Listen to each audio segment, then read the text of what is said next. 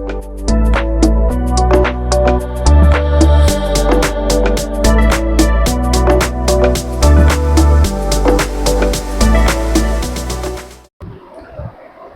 guys, welcome to LTX classes UPSC.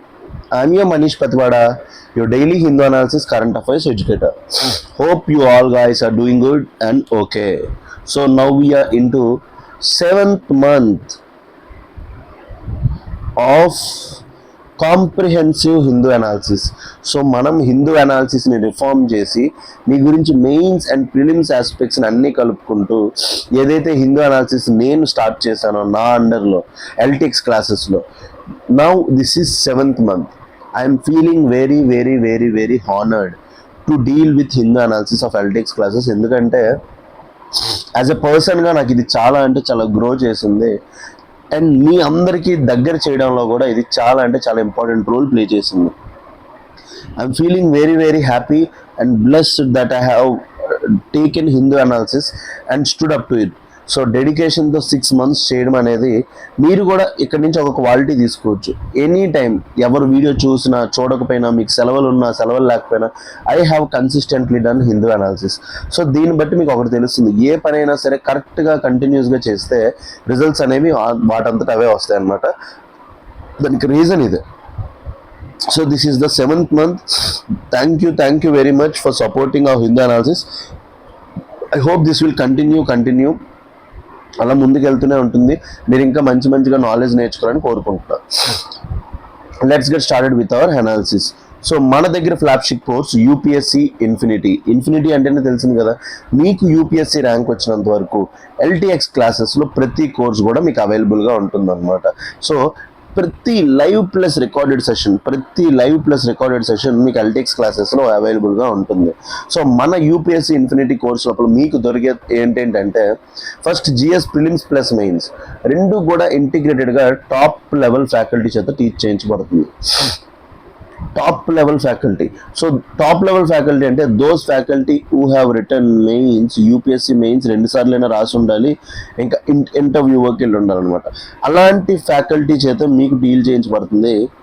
ఎందుకు interview వరకు వెళ్ళిన ఫ్యాకల్టీ, మెయిన్స్ వరకు వెళ్ళిన ఫ్యాకల్టీ అని నేను చెప్తున్నానంటే, వాళ్ళైతేనే మీకు కరెక్ట్గా యూపీఎస్సీకి తగ్గట్టు కంటెంట్ ఇస్తారు.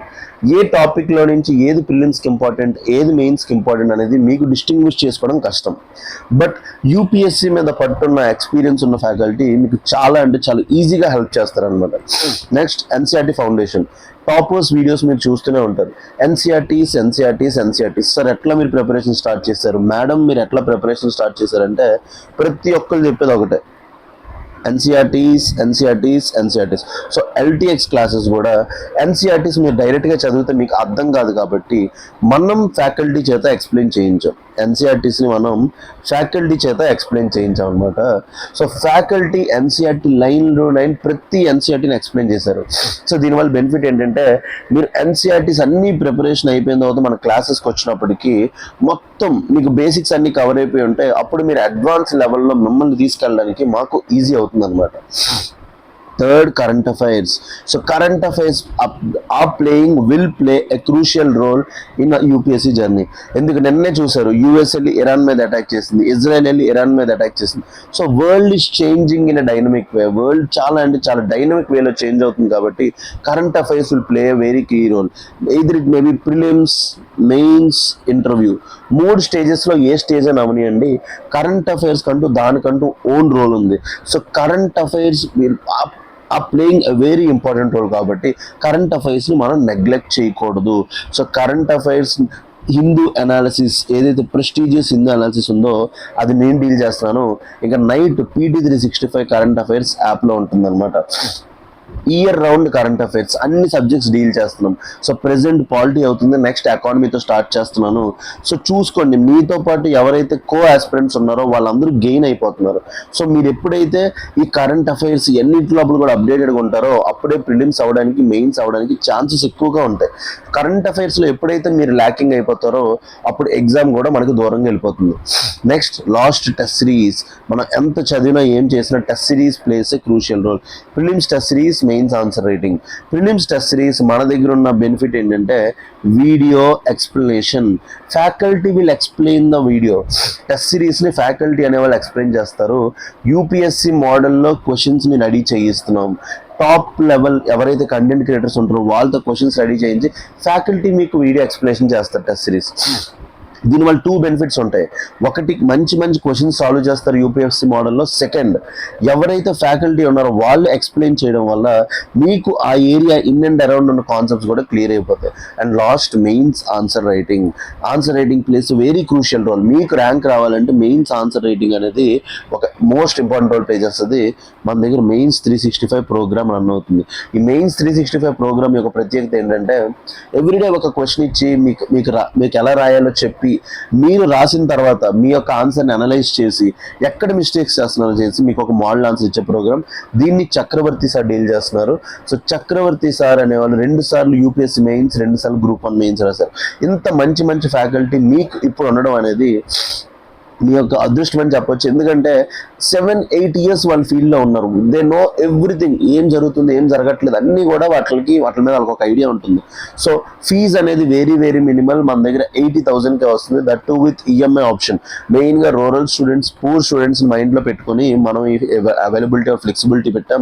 80,000 రూపీస్కే వస్తుంది with EMI option and with lifetime వ్యాలిడిటీతో వస్తుంది అనమాట. ఎల్టీఎక్స్ క్లాసెస్లో ఎలాంటి ఒక ఆపర్చునిటీ స్టేట్లో ఎక్కడా లేదు. సో తెలుగు మీడియంలో కూడా అందుబాటులో కలదు. ఏదైతే మీరు ఇంగ్లీష్ మీడియం అనుకుంటున్నారో కోర్స్ తెలుగు మీడియంలో కూడా ఉంది. ఆఫ్లైన్ క్యాంపస్ మంది విశాఖపట్నంలో ఉంది. MVP సెక్టార్ 8 లోపల ఆఫ్లైన్ క్యాంపస్ ఉంది. So though students who are interested మీరు అందరూ కూడా పర్చేస్ చేసుకోవచ్చు అనమాట. Fees valid only till 31st March. ఈ ఫీజు ఏదైతే ఉందో మళ్ళీ April 1st నుంచి ఫీజెస్ పెరిగే ఛాన్సెస్ ఉన్నాయి. అప్పటి లోపల కోర్సెస్ పర్చేస్ చేసుకునే వాళ్ళకి చాలా చాలా బెనిఫిట్ అవుతుంది. Contact this number 7893899553. ఈ నంబర్ కాంటాక్ట్ చేయండి. You will get all the details అనమాట. కోర్స్ గురించి అన్ని డీటెయిల్స్ మీకు తెలుస్తాయి. భారతి మ్యామ్ ఉంటారు. She will talk with you cordially. మీ నీడ్స్ బట్టి, మీ దాన్ని బట్టి మీకు యాప్ని ఆర్ కోర్సెస్ని సజెస్ట్ చేస్తారు. Download our LTX classes app. Next, optionals. So optional అంటే అందరికీ తెలిసిందే, it is a very big subject. So మనం కూడా ఏం చేసామంటే బయట ఉన్న ఆప్షన్స్లో కాకుండా ఆప్షన్స్లో కూడా ఇన్ఫినిటీ ఇంట్రడ్యూస్ చేసాం అనమాట.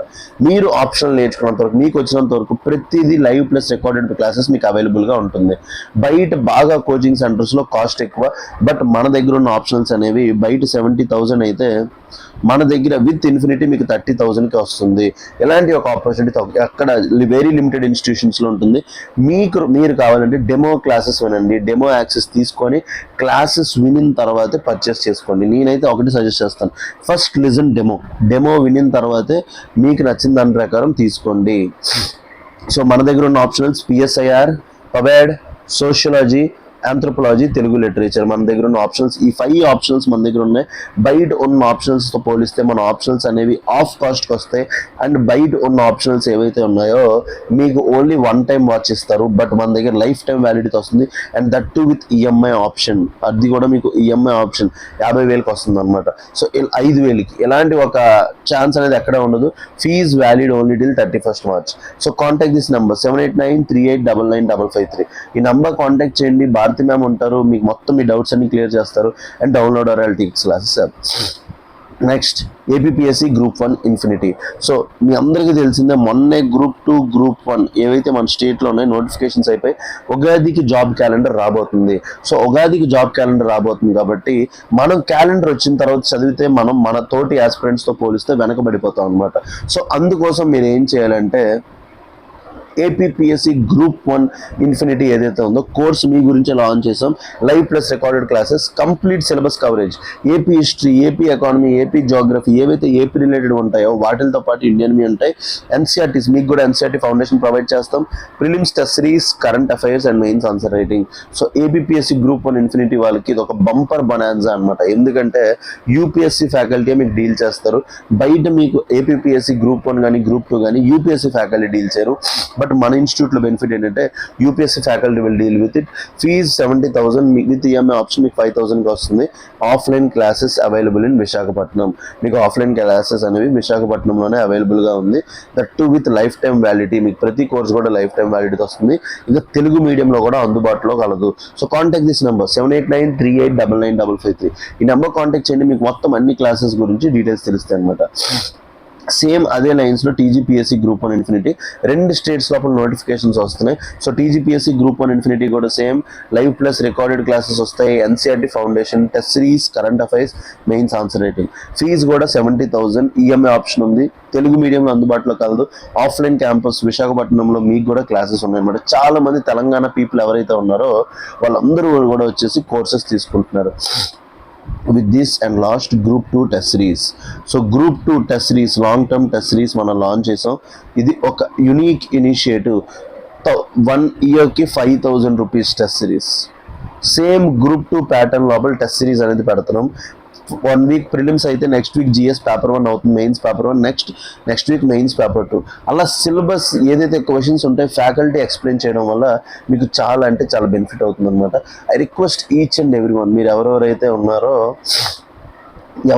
ఉన్నారో మీరు అందరికీ కూడా సీనియర్ ఆస్పిరెంట్స్ ఎవరైతే ఉన్నారో మెయిన్గా గ్రూప్స్ సీరియస్ ఆస్పిరెంట్స్, ఇది ఒక మంచి ఆపర్చునిటీ. ఎందుకంటే ఎస్ఎన్టీ టెస్ట్ సిరీస్ నేనే ఎక్స్ప్లెయిన్ చేయబోతున్నాను. ఫస్ట్ డెమో సెషన్ మీకు అప్లోడ్ అయిపోతుంది. అది చూసిన తర్వాత మీరే రియలైజ్ అవుతారు ఎంత బాగా చెప్తున్నారు టెస్ట్ సిరీస్ అనేది. సో మీకు చాలా అంటే చాలా హెల్ప్ఫుల్ అవ్వబోతుంది. So let's get started with our analysis. Hi guys, అందరికీ happy Holi. So these are the articles that we are going to discuss as part of March 4th and March 5th of our Hindu analysis. ఎందుకంటే నిన్న హోలీ కాబట్టి institute holiday, so అందుకోసం నిన్న Hindu analysis లేదు. సో నిన్నటి articles ఇంకా ఇవాల్టి ఆర్టికల్స్ అన్నీ కలిపేసి మీకు ప్రజెంట్ చేయడానికి వచ్చేసాను. మీ favourite teacher, Hindu analysis educator, your Manish Pathivada. So the articles that we are going to discuss in a comprehensive way. India's need for a mandatory R&D disclosure standard. మెయిన్గా R&D రీసెర్చ్ అండ్ డెవలప్మెంట్ ఇండియాలో మన అందరికీ తెలిసిందే 0.66% of GDP. చాలా అంటే చాలా తక్కువ, private participation లేదు. సో ఇప్పటి నుంచో మాట్లాడుతున్నాను, R&D లేనిదే మనకి గ్రోత్ ఉండదు, ఇన్నోవేషన్ ఉండదు, ఏమీ ఉండవని. సో దాని గురించి first article, climate risks must prompt international legal reforms. So ఇప్పుడు ఏవేవైతే క్లైమేట్ హజార్డ్స్ జరుగుతున్నాయో ఇంటర్నేషనల్ మెయిన్గా లా రిఫార్మ్స్ ఏవైతే ఉన్నాయో తీసుకొని రావాలని అంటున్నారు అనమాట. These two are very very important from the perspective of mains. ఎందుకంటే ఈ రెండు ఆస్పెక్ట్స్ నుంచి క్వశ్చన్ అనేది ఎప్పుడు వస్తూనే ఉంటుంది. We have to add our points అనమాట. ఈ క్వశ్చన్స్ని వదిలేసి మనం వెళ్ళలేము. Next third article, battered Iran attacks oil infra targets in West Asia. So West Asia లోపల ఇప్పుడు మనందరికీ తెలిసిందే యుఎస్ ప్లస్ ఇజ్రాయిల్ వీళ్ళిద్దరూ కలిపి ఇరాన్ని అటాక్ చేస్తున్నారు. సో ఇరాన్కి ఏంటి తిక్క లేచింది అనమాట. ఇంక ఇప్పుడు oil infra targets in west ఏషియాని టార్గెట్ చేసింది. Centre inks 5,000 crore deal to strengthen maritime security. So maritime security strengthen చేసుకోవడానికి 5,000 crore డీల్ని సైన్ చేసిందంట.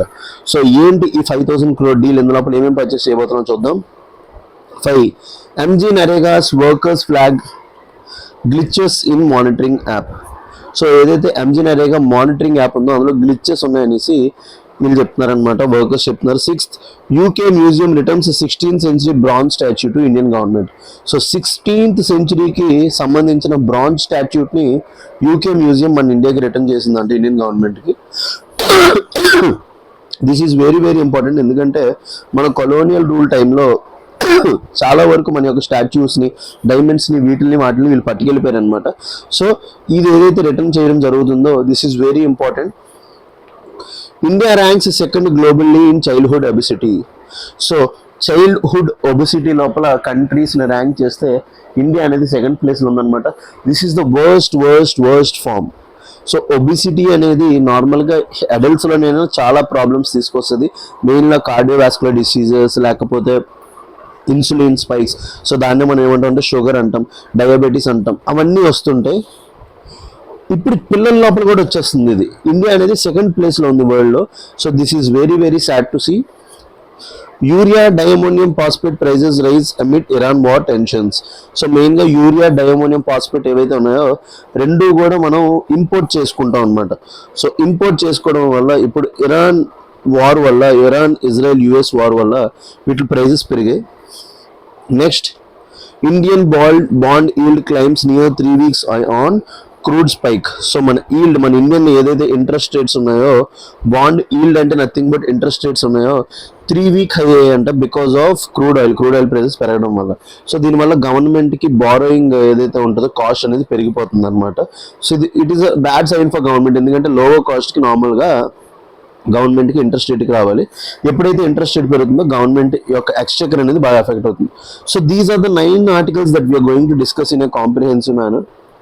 So I request each and every one, ఎవరెవరైతే మన హిందూ అనాలిసిస్ చూస్తున్నారో, like, share, subscribe and comment to our analysis.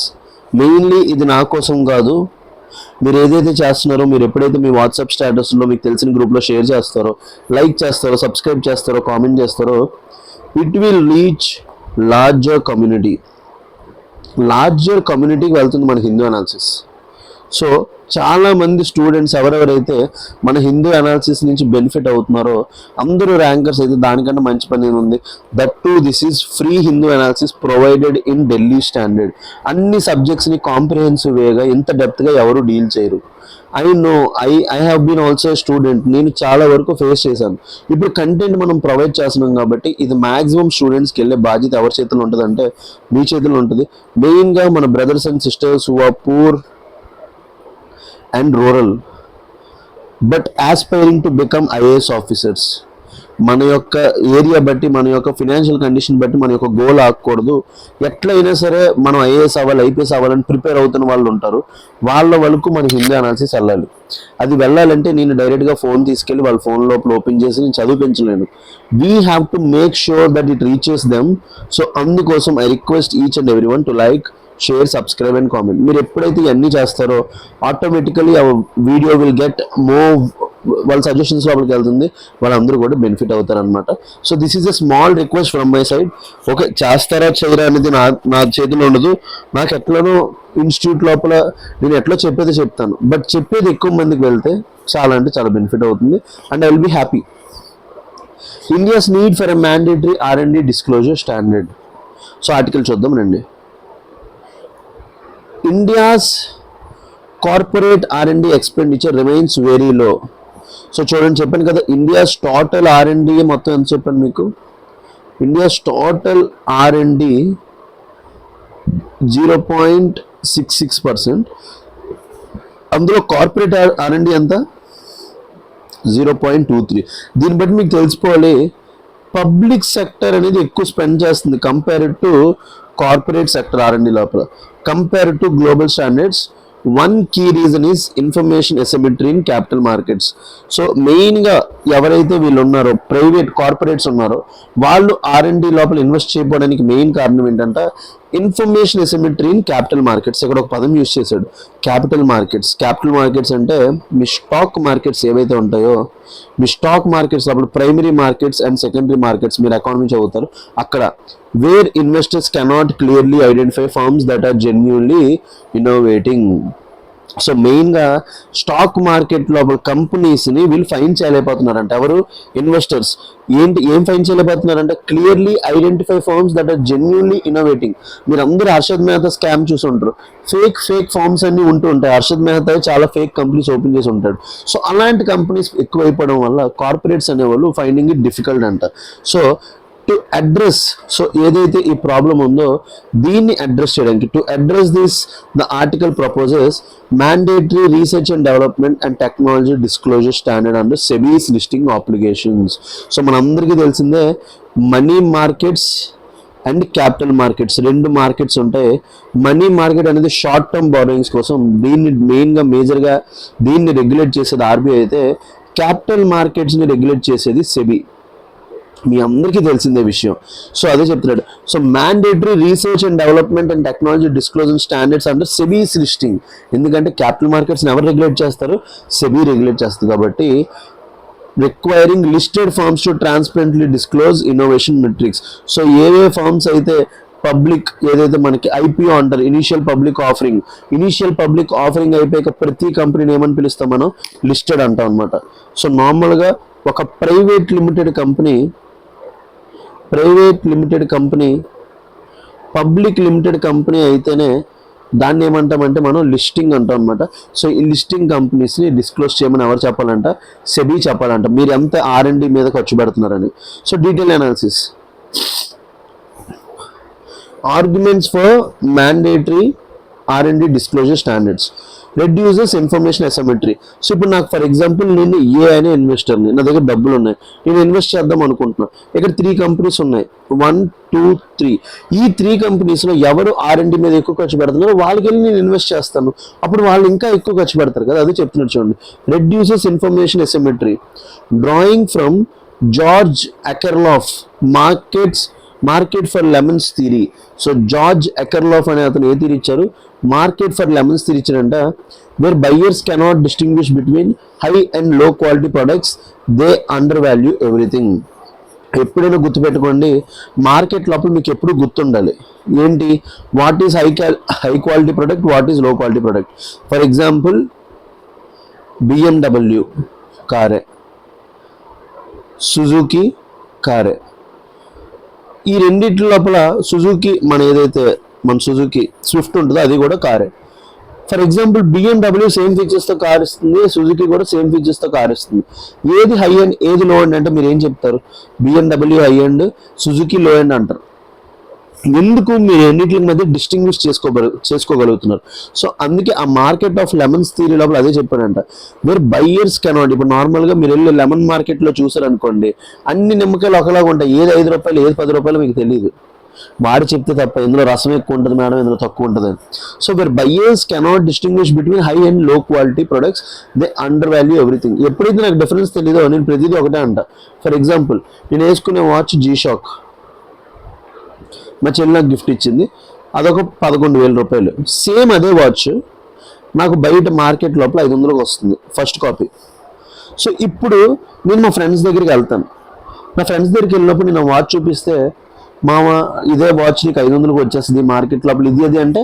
So consumers యొక్క mind set ఎట్లా అయిపోయింది, they undervalue everything అనమాట. ఇప్పుడు BMW కార్ కూడా వీళ్ళు ఫస్ట్ కాపీలో కావాలి, బట్ లో కాస్ట్కి. సో అదే చెప్తున్నారు చూడండి, investors cannot identify genuine innovators. So మెయిన్గా క్యాపిటల్ మార్కెట్స్ లోపల ఎవరు ఎంత R&D మీద ఖర్చు పెడుతున్నారో తెలియకపోవడం వల్ల investors cannot identify genuine innovators. Innovative firms get undervalued. So దీనివల్ల ఏవేవైతే ఫార్మ్స్ ఇన్నోవేషన్ చేస్తున్నాయో వాటికి వాల్యూ ఉండట్లేదు. So this discourages investment in R&D. Same ఇదే నేను చెప్పే కదా, నేను ఏమైనా డబ్బులు పెడదాం అనుకుంటున్నా, నేను R&D కంపెనీలో ఇన్వెస్ట్ చేయాలని నాకు తెలియాలి కదా ఏ కంపెనీ R&Dలో ఇన్వెస్ట్ చేస్తుందని. Structured disclosure helps investors differentiate real innovation from superficial claims. So structured disclosure helps investors differentiate real innovation from superficial claims. So మెయిన్గా ఫస్ట్ డిస్క్లోజర్ అనేది జరగాలి, ఎంత R&D మీద కంపెనీస్ ఖర్చు పెడుతున్నాడు.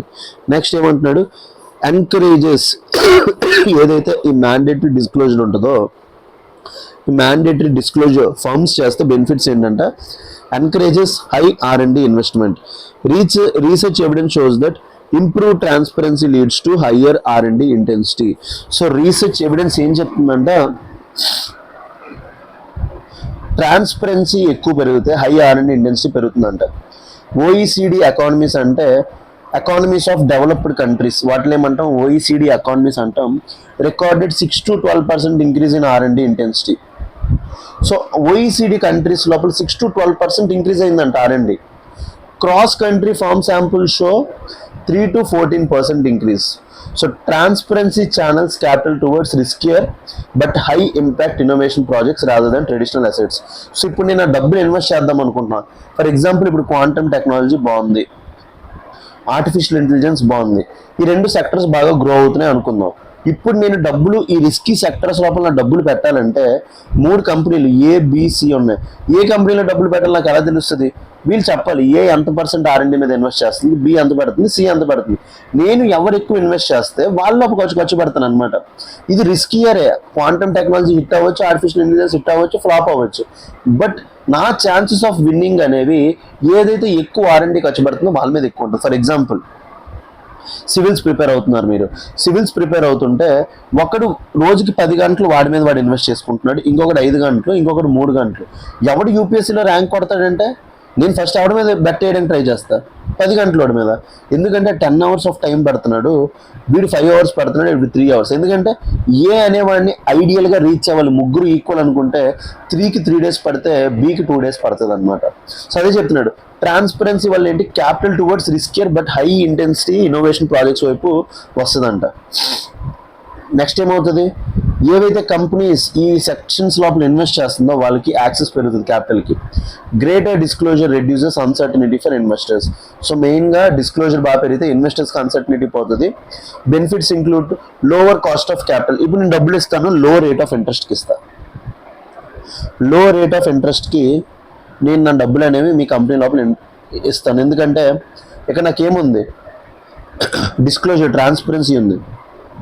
Greater investor confidence. సో ఎప్పటికప్పుడు వాళ్ళ రిజల్ట్స్ అన్ని బయట పెడుతున్నప్పుడు ఇన్వెస్టర్స్కి ఏం పెరుగుతుంది, confidence. More stable share prices. So దీనివల్ల షేర్ ప్రైజెస్ లోపల ఫ్లక్చువేషన్ ఉండదు అనమాట. సో మార్కెట్స్ అనేవి ఫ్లక్చువేట్ అవ్వ, మార్కెట్స్ ఇన్వెస్టర్స్ కూడా హ్యాపీగా ఉంటారు. This is particularly important for firms where value lies in intangibles such as patents, technology and design. So మెయిన్గా ఇక్కడ ఒక టర్మ్ యూజ్ చేశాడు, ఇంటాంజిబుల్స్ అన్నాడు. సో కంటితో చూసే వాటిని ఏమంటాం, టాంజిబుల్స్. సో నేను అన్నాను మీ ఆస్తి ఏంటి అని అడిగాను మీకు, సార్ నాకు 5 ఎకరాలు ఉంది, 10 ఎకరాలు ఉంది, 20 ఎకరాలు. సో అది నేను లెక్క పెట్టగలను, దాని టాంజిబుల్. ఇంటాంజిబుల్ అంటే ఏంటి, ఇప్పుడు నువ్వు తెలివైన వాడివి, నీ మైండ్ ఉపయోగించి నువ్వు ఒక ఐఏఎస్ ఆఫీసర్ అవ్వగలవు, లేకపోతే నువ్వు ఏదో ఒక మంచి ప్రోడక్ట్ తయారు చేయగలవు. దాని ఒక కాస్ట్ 200 కోట్లు, 300 కోట్లు, 500 కోట్లు అవ్వచ్చు ఫ్యూచర్ లోపల. సో టాంజిబుల్ అంటే నేను చూసి లెక్క పెట్టేదాన్ని ఏమన్నా టాంజిబుల్. సో ఇంటాంజిబుల్ ఏంటంటే పేటెంట్స్, టెక్నాలజీ, డిజైన్. నెక్స్ట్ ఏంటి, strengthens market discipline. So market లోపల డిసిప్లైన్ కూడా పెరుగుతుంది. ఎందుకు, when innovation metrics become visible. దీనివల్ల ఏమవుతుంది, shareholders can evaluate performance. Shareholders ఆ కంపెనీ యొక్క పర్ఫార్మెన్స్ని బాగా ఎవాల్యుయేట్ చేయగలరు. Boards face pressure to improve innovation. ఎందుకంటే ఇప్పుడు షేర్ హోల్డర్స్ డబ్బులు పెట్టారు కాబట్టి మన కంపెనీ లోపల పక్కగా ఇన్నోవేషన్ తీసుకుని రావడానికి బోర్డ్ మెంబర్స్ అందరూ స్ట్రగుల్ చేస్తారు. Underperforming projects are terminated earlier.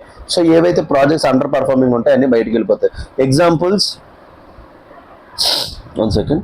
So example ఏంటి, సౌత్ కొరియా. సౌత్ కొరియా మీ అందరికీ తెలిసిందే ఎంత మంచి డెవలప్డ్ కంట్రీయో. South Korea's mandatory intangible disclosure under KIFRS increased corporate R&D spending. So మెయిన్గా వాళ్ళు కూడా సేమ్ ఎట్లానే డిస్క్లోజర్, మ్యాండేటరీ డిస్క్లోజర్ చేయడం వల్ల కార్పొరేట్ R&D స్పెండింగ్ బాగా పెరిగిందంట. సో ఇండియా లోపల మెయిన్గా R&D లోపల తక్కువ ఇన్వెస్ట్మెంట్ అవుతుంది. సో వాళ్ళని అట్రాక్ట్ చేయాలంటే ఫస్ట్ అండ్ మేజర్ మీరు మెయిన్స్ ఆన్సర్ రైటింగ్ లోపల ఈ పాయింట్ మెన్షన్ చేయాలి. నెక్స్ట్ దీనివల్ల ఏమవుతుంది, ఇంప్రూవ్స్ ఇన్నోవేషన్ ఎఫిషియన్సీ. సో దీనివల్ల ఏమవుతుంది, improves innovation efficiency. OECD study shows that countries with mandatory innovation repeating achieve more patents per unit R&D spending. So ఇప్పుడు R&D మీద ఎక్కువ ఖర్చు పెడుతున్నప్పుడు ఎక్కువ పేటెంట్స్ వస్తాయి. ఎక్కువ పేటెంట్స్ వచ్చినప్పుడు టెక్నాలజీ డెవలప్ చేసుకుని వాళ్ళు డబ్బులు సంపాదించుకుంటారు. Better commercialisation outcomes. ఇప్పుడు ఒక ప్రొడక్ట్ తయారు చేశారు, దీన్ని కమర్షియలైజ్ చేస్తే వీళ్ళందరికీ ఏమొస్తుంది, profits. Efficient allocation of research funds. So ఇప్పుడు డబ్బుల్ని దేనికి అవసరమో దానికి ఖర్చు పెడతారు, అవసరం లేని వాటిని ఖర్చు పెట్టరు అనమాట. So transparency ensures resource move to high quality scientific bets. So transparency అనేది వెరీ వెరీ ఇంపార్టెంట్. నేను కూడా ఎప్పుడు ఒక స్టూడెంట్స్కి ఎప్పుడు చెప్తాను, బీ ట్రాన్స్పరెంట్. మీరు ఎంత చదువుతున్నారు, ఏం చదువుతున్నారు, ప్రతిదీ కూడా ట్రాన్స్పరెంట్గా ఉండండి. మీకు మీరు ఫస్ట్ అబద్ధం చెప్పుకోకండి. మీరు పక్కన మీ ఫ్రెండ్కి అబద్ధం చెప్పొచ్చు, మీ పేరెంట్స్కి చెప్పొచ్చు, ఎవరికి చెప్పొచ్చు, మీకు మాత్రం చెప్పొద్దు. So proposed disclosure framework. So proposed framework ఏంటి, the article suggest a structured R&D disclosure system. So R&D disclosure system అనేది ఒక స్ట్రక్చర్డ్గా ఉండాలంటే ఫస్ట్ ఏంటి, R&D expenditure, capital and revenue expenditure, segment level granularity. So ఇప్పుడు ఒక కంపెనీ ఒక 100 crores ఖర్చు పెడుతుంది, ఇందులో 30 crores క్యాపిటల్ ఎక్స్పెండిచర్ పెడుతుంది, ఇంకొక 70 crore రెవెన్యూ ఎక్స్పెండిచర్ తన యొక్క ఫార్మ్స్ యొక్క శాలరీస్కి వాటికి ఖర్చు పెడుతుంది. R&D ఎక్స్పెండిచర్ ఎంత ఖర్చు పెడుతుందో చూపించాలి. సేమ్ బడ్జెట్ లోపల గవర్నమెంట్ చూపిస్తుంది కదా, గవర్నమెంట్ కూడా ఎవ్రీ ఇయర్ బడ్జెట్ లోపల ఏం చూపిస్తుంది, క్యాపిటల్ ఎక్స్పెండిచర్, రెవెన్యూ ఎక్స్పెండిచర్, అట్లా ఫార్మ్స్ కూడా చూపించాలి. Next patent activity.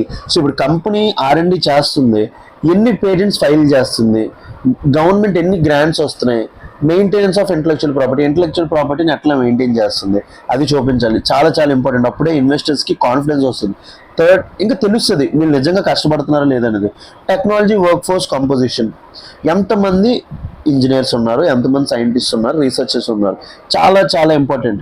ఒక కంపెనీ లోపల R&Dకి డబ్బులు 100 కోట్లు పెట్టారు, అందరూ కూడా అసలు సైంటిస్టులు లేరు, ఇంజనీర్లు లేరు, రీసెర్చ్లు లేరు. సో అప్పుడు ఎందుకు ఆ కంపెనీలో 100 కోట్ల R&D ఏమవుతుంది, వేస్టే కదా. సో నువ్వు చూపించాలి ఎంతమంది ఇంజనీర్స్ ఏ కాలేజెస్ నుంచి వచ్చారు, ఎంతమంది సైంటిస్టులు, వాళ్ళు ఇప్పటివరకు ఏమేమి ప్రూవ్ చేసుకున్నారు, researches, signals depth of innovation capability. మీ అందరికీ తెలిసిందే ఐపీఎల్ టీమ్స్ చూస్తారు. ఐపీఎల్ టీం ఎంత పెద్ద అవనియండి, అందులో ఉన్న ప్లేయర్స్ మ్యాటర్ అవుతారు. మీరు ఐపీఎల్లో బెట్ వేస్తున్నప్పుడు, లేకపోతే చాలా మంది ఐపీఎల్ బెట్టింగ్ ఆడతారు కాబట్టి చెప్తున్నారు. సో ఎవరైతే ప్లేయర్స్ని చూసుకొని బెట్ వేస్తారో వాళ్ళు ఎక్కువ గెలిచే ఛాన్స్ ఎక్కువ ఉంటుంది తప్ప టీం బట్టి. సో టాప్ టీమ్స్ ఎందుకు ఎప్పుడు గెలుస్తుంటే వాళ్ళు ఎక్కువగా కూడా క్వాలిటీ ప్లేయర్స్ని కొనుక్కుంటారు అనమాట. సో అట్లనే ఇప్పుడు ముంబై ఇండియన్స్కి అన్నిసార్లు కప్పు రావడానికి కారణం ఏంటి, they have bought quality players. So అట్లనే కంపెనీ ఎంతమంది క్వాలిటీ ఇంజనీర్స్ మీద ఖర్చు పెడుతుంది, సైంటిస్టుల మీద ఖర్చు పెడుతుంది అనేది తెలియాలి. Next, technology readiness level, progress of innovation projects. So innovation projects యొక్క ప్రోగ్రెస్ ఏంటి, standardised measures of pipeline maturity, ఆ ప్రాజెక్ట్ ఎప్పుడు కంప్లీట్ అవుతుంది ఏంటి అనేది. And last, innovation turnover, percentage of revenue from products introduced in the last 5 years. So వీళ్ళు కష్టపడి తయారు చేశారు కదా ప్రొడక్ట్స్, వాటి నుంచి వీళ్ళకి రెవెన్యూ ఎంత వస్తుంది అది కూడా తెలియాలన్నమాట. This helps investor understand commercial impact of innovation. So ఇప్పుడు ఒక కంపెనీ లోపల ఒకటి ఇన్వెస్ట్ చేయాలంటే ఎన్ని ఫ్యాక్టర్స్ చూస్తాడు. ఇప్పుడు మీరు అందరూ ఉంటారు, చాలా మంది స్టాక్ మార్కెట్ అంటారు, మీరు అసలు ఆ కంపెనీ ఏంటి, దాని యొక్క ఫ్యూచర్ ఏంటి ఏమీ ఆలోచించరు, గుడ్డిగా ఎవరో చెప్తారు డబ్బులు పెట్టేస్తారు. అలా కాకుండా నిజమైన స్టాక్ మార్కెట్ బ్రోకర్స్, లేకపోతే నిజమైన స్టాక్ మార్కెట్ మీద చూసిన వాళ్ళందరూ ఇవన్నీ చూస్తారు. ఆ కంపెనీ R&D మీద ఎంత ఖర్చు పడుతుంది, పేటెంట్ యాక్టివిటీ ఎట్లా ఉంది, టెక్నాలజీ వర్క్ ఫోర్స్ కంపోజిషన్ ఎట్లా ఉంది, ఈ టెక్నాలజీ రెడీనెస్ లెవెల్, ఎన్ని ప్రాజెక్ట్స్ ఇన్నోవేషన్ పైప్ లైన్లో ఉన్నాయి, మెచ్యూరిటీకి ఎన్ని వస్తున్నాయి, వీళ్ళు తయారు చేసిన ప్రొడక్ట్స్ వల్ల వీళ్ళకి ఎంత డబ్బులు వస్తున్నాయి, దీని ద్వారా వీళ్ళు ఫ్యూచర్ అసెస్ చేసి కంపెనీ లోపల ఇన్వెస్ట్ చేస్తారు. ఇప్పుడు మనందరం ఏంటి అట్లా ఉండవు అనమాట, దేనికి డిమాండ్ ఉంటే దానికి ఇచ్చేసుకుంటూ వెళ్ళిపోతాం. సో అదే చెప్తున్నాను చూడండి, implementation mechanism. So the proposal suggest a phased implementation strategy. First ఏంటి, సెబీ బోర్డ్ మ్యాండేట్ డిస్క్లోజర్స్, మెయిన్గా సెబీ చేయాలి. Introduce a voluntary disclosure phase for 2 years. So కంపెనీస్కి ఫస్ట్ మ్యాండేటరీ చేయకూడదు, ముందు ఎన్వైరన్మెంటల్ సోషల్ గవర్నెన్స్, అందరూ కూడా తెలిసే ఉంటుంది, ఎన్వైరన్మెంటల్ సోషల్ గవర్నెన్స్ ఎక్కువ ESOG అంటాం, అది కూడా సెబీ ఫస్ట్ మ్యాండేటరీ చేయలేదు, ఆబ్లిగేటరీ వాలంటరీ పెట్టింది, అక్కడి నుంచి మ్యాండేటరీ చేసింది అనమాట. Allow firms to build reporting systems. So ఫార్మ్స్కి వాళ్ళ యొక్క ప్రాసెస్లు తగ్గట్టు రిపోర్టింగ్ సిస్టమ్స్ బిల్డ్ చేసుకోవడానికి make disclosure mandatory after transition. ఈ 2 years ట్రాన్సిషన్ పీరియడ్ తర్వాత వాళ్ళకి డిస్క్లోజర్ అనేది మ్యాండేటరీ చేయండి. Importantly, the standard does not dictate how much firms invest in R&D, it only ensures transparency. So మనందరికీ తెలియాలి, ఏదైతే ఈ సెబీ యొక్క డిస్క్లోజర్ స్టాండర్డ్ ఉంటుందో దీనివల్ల ట్రాన్స్పరెన్సీ పెరుగుతుంది, ట్రాన్స్పరెన్సీ వాటంతటి వాటిలో డబ్బులు వస్తుంది. సో సిగ్నిఫికెన్స్ ఏంటి, strengthens India's innovation ecosystem, improve transparency can stimulate technology innovation. So first innovation మీద జనాలు ఇన్నోవేషన్ ఎకోసిస్టమ్ డబ్బులు ఖర్చు పెడతారు. Better capital allocation, investor can identify high quality innovation driven firms అనమాట. సో డబ్బులు అనేవి కరెక్ట్గా అవుతాయి. Boosts India's global competitiveness, higher R&D intensity supports technology leadership and economic growth. So దీనివల్ల టెక్నాలజీ లీడర్షిప్ బాగా పెరుగుతుంది, ఎకనామిక్ గ్రోత్ వస్తుంది. సపోర్ట్స్ నాలెడ్జ్ బేస్డ్ ఇండస్ట్రీస్, చెప్పా కదా, deep technology like quantum tech, artificial intelligence, pharmaceuticals. So అందరి మీద depend ఈ pharmaceuticals. ఇప్పుడు కొత్త డ్రగ్ తయారు చేయాలన్నా, బయోటెక్నాలజీ తయారు చేయాలన్నా, మీ అన్నింటికి ఏం కావాలి, R&D కావాలి. Depends heavy on intangible assets and research pipelines. So ఇవన్నీ కూడా intangible assets, research pipelines మీద ఉంటుంది అనమాట. So way forward, introduce mandatory R&D disclosure standards under SEBI. So SEBI కింద మ్యాండేటరీ R&D స్టాండర్డ్స్ పెట్టండి. Build data infra and reporting frameworks for innovation metrics. So మెయిన్గా data infrastructure పెట్టండి, ఎంతమంది రిపోర్ట్ చేస్తున్నారో అంతా చూసుకోండి. Encourage firms to adopt international reporting practices. So ఏదైతే OECD countries ఉన్నాయో అవి ఎట్లా రిపోర్టింగ్ చేయిస్తున్నాయి, లేకపోతే సౌత్ కొరియా ఎగ్జాంపుల్ ఉంది కదా, అట్లా ఇంటర్నేషనల్ ప్రాక్టీసెస్ తీసుకొని రావాలి. Strengthen intellectual property ecosystem and patent analytics. So వీళ్ళు ఏదైతే ఫైల్ చేస్తున్నారు IP అండ్ పేటెంట్స్ అవి ఫాస్ట్గా వచ్చేటట్టు వాటి యొక్క analytics. And promote innovation linked funding mechanism, financing mechanism. So A companies అయితే ఇన్నోవేషన్ చేస్తున్నాయో వాటికి డబ్బులు వచ్చేటట్టు చూసుకోవాలన్నమాట. ఇది way forward. So India's innovation ecosystem suffers from low R&D investment and limited transparency in corporate research activities. So a mandate R&D disclosure can correct this structural failure. So ఏదైతే మనం answer లోపల మాట్లాడామో దాన్నే వీడు ఒక సమ్అప్ చేసేసి ఒక statement చేశాడు అనమాట. By making innovation visible to markets India can accelerate technology and advancement and strengthen its position in global knowledge economy and make Atmanirbhar Bharat or Viksit Bharat by 2047. So ప్రతిదానికి వికసిత్ భారత్ లింక్ చేయడానికి ట్రై చేయండి. So UPSC mains question, lack of transparency in corporate research and development activities leads to under investment in innovation. So literally corporate standards గురించి మాట్లాడుతున్నాడు. Regulatory framework of SEBI discuss the need of mandatory R&D disclosure standards in India and examine how it can improve innovation outcomes and capital allocation in the economy. So ఇప్పుడే మీ గురించి ఇంత డెప్త్గా నేను మొత్తం అంతా discuss చేశాను. ఇందులోపల బేసిక్ పాయింట్స్ ఏవైతే sub headings ఉన్నాయో అన్నీ పెట్టుకోండి. ఒక్క మెయిన్స్ క్వశ్చన్ పక్క, లేకపోతే ఏదో ఒక మెయిన్స్ క్వశ్చన్ లోపల దీన్ని మీరు వే ఫార్వర్డ్ కింద వాడేయచ్చు, ఏదైతే మనం ఎంత ఆర్టికల్ డిస్కస్ చేసామో. సో యూజింగ్ ఎప్పుడు వస్తుంది, మనకి మంచి కంటెంట్ ఉండాలి. Next mains article, climate risks must prompt international legal reforms. So మెయిన్గా క్లైమేట్ రిస్క్స్ ఏవవుతున్నాయో దీనివల్ల ఇంటర్నేషనల్ లీగల్ రిఫార్మ్స్ జరగాలని చెప్తున్నారు అనమాట. సో చూడండి, rising climate change impacts particularly sea level rise are creating new challenges for international law. So main problem ఇప్పుడు ఏంటి, global warming వల్ల టెంపరేచర్ రైజ్ అవుతుంది. టెంపరేచర్ రైజ్ అవడం వల్ల ఐస్ మెల్ట్ అవుతుంటే ఏమవుతుంది, సీ లెవెల్ రైజ్. ఇదైతే జరుగుతుంది కదా, మీ అందరికీ తెలిసిందే, నా క్లాసెస్ విన్న ప్రతి ఒక్కరికి తెలుసు. So rising climate change impacts particularly sea level rise are creating new challenges for international law. So మెయిన్గా సీ లెవెల్ రైజ్ వల్ల ఎవరు ఫస్ట్ ఇంపాక్ట్ అయిపోతున్నారు, ఐలాండ్ నేషన్స్ అనమాట.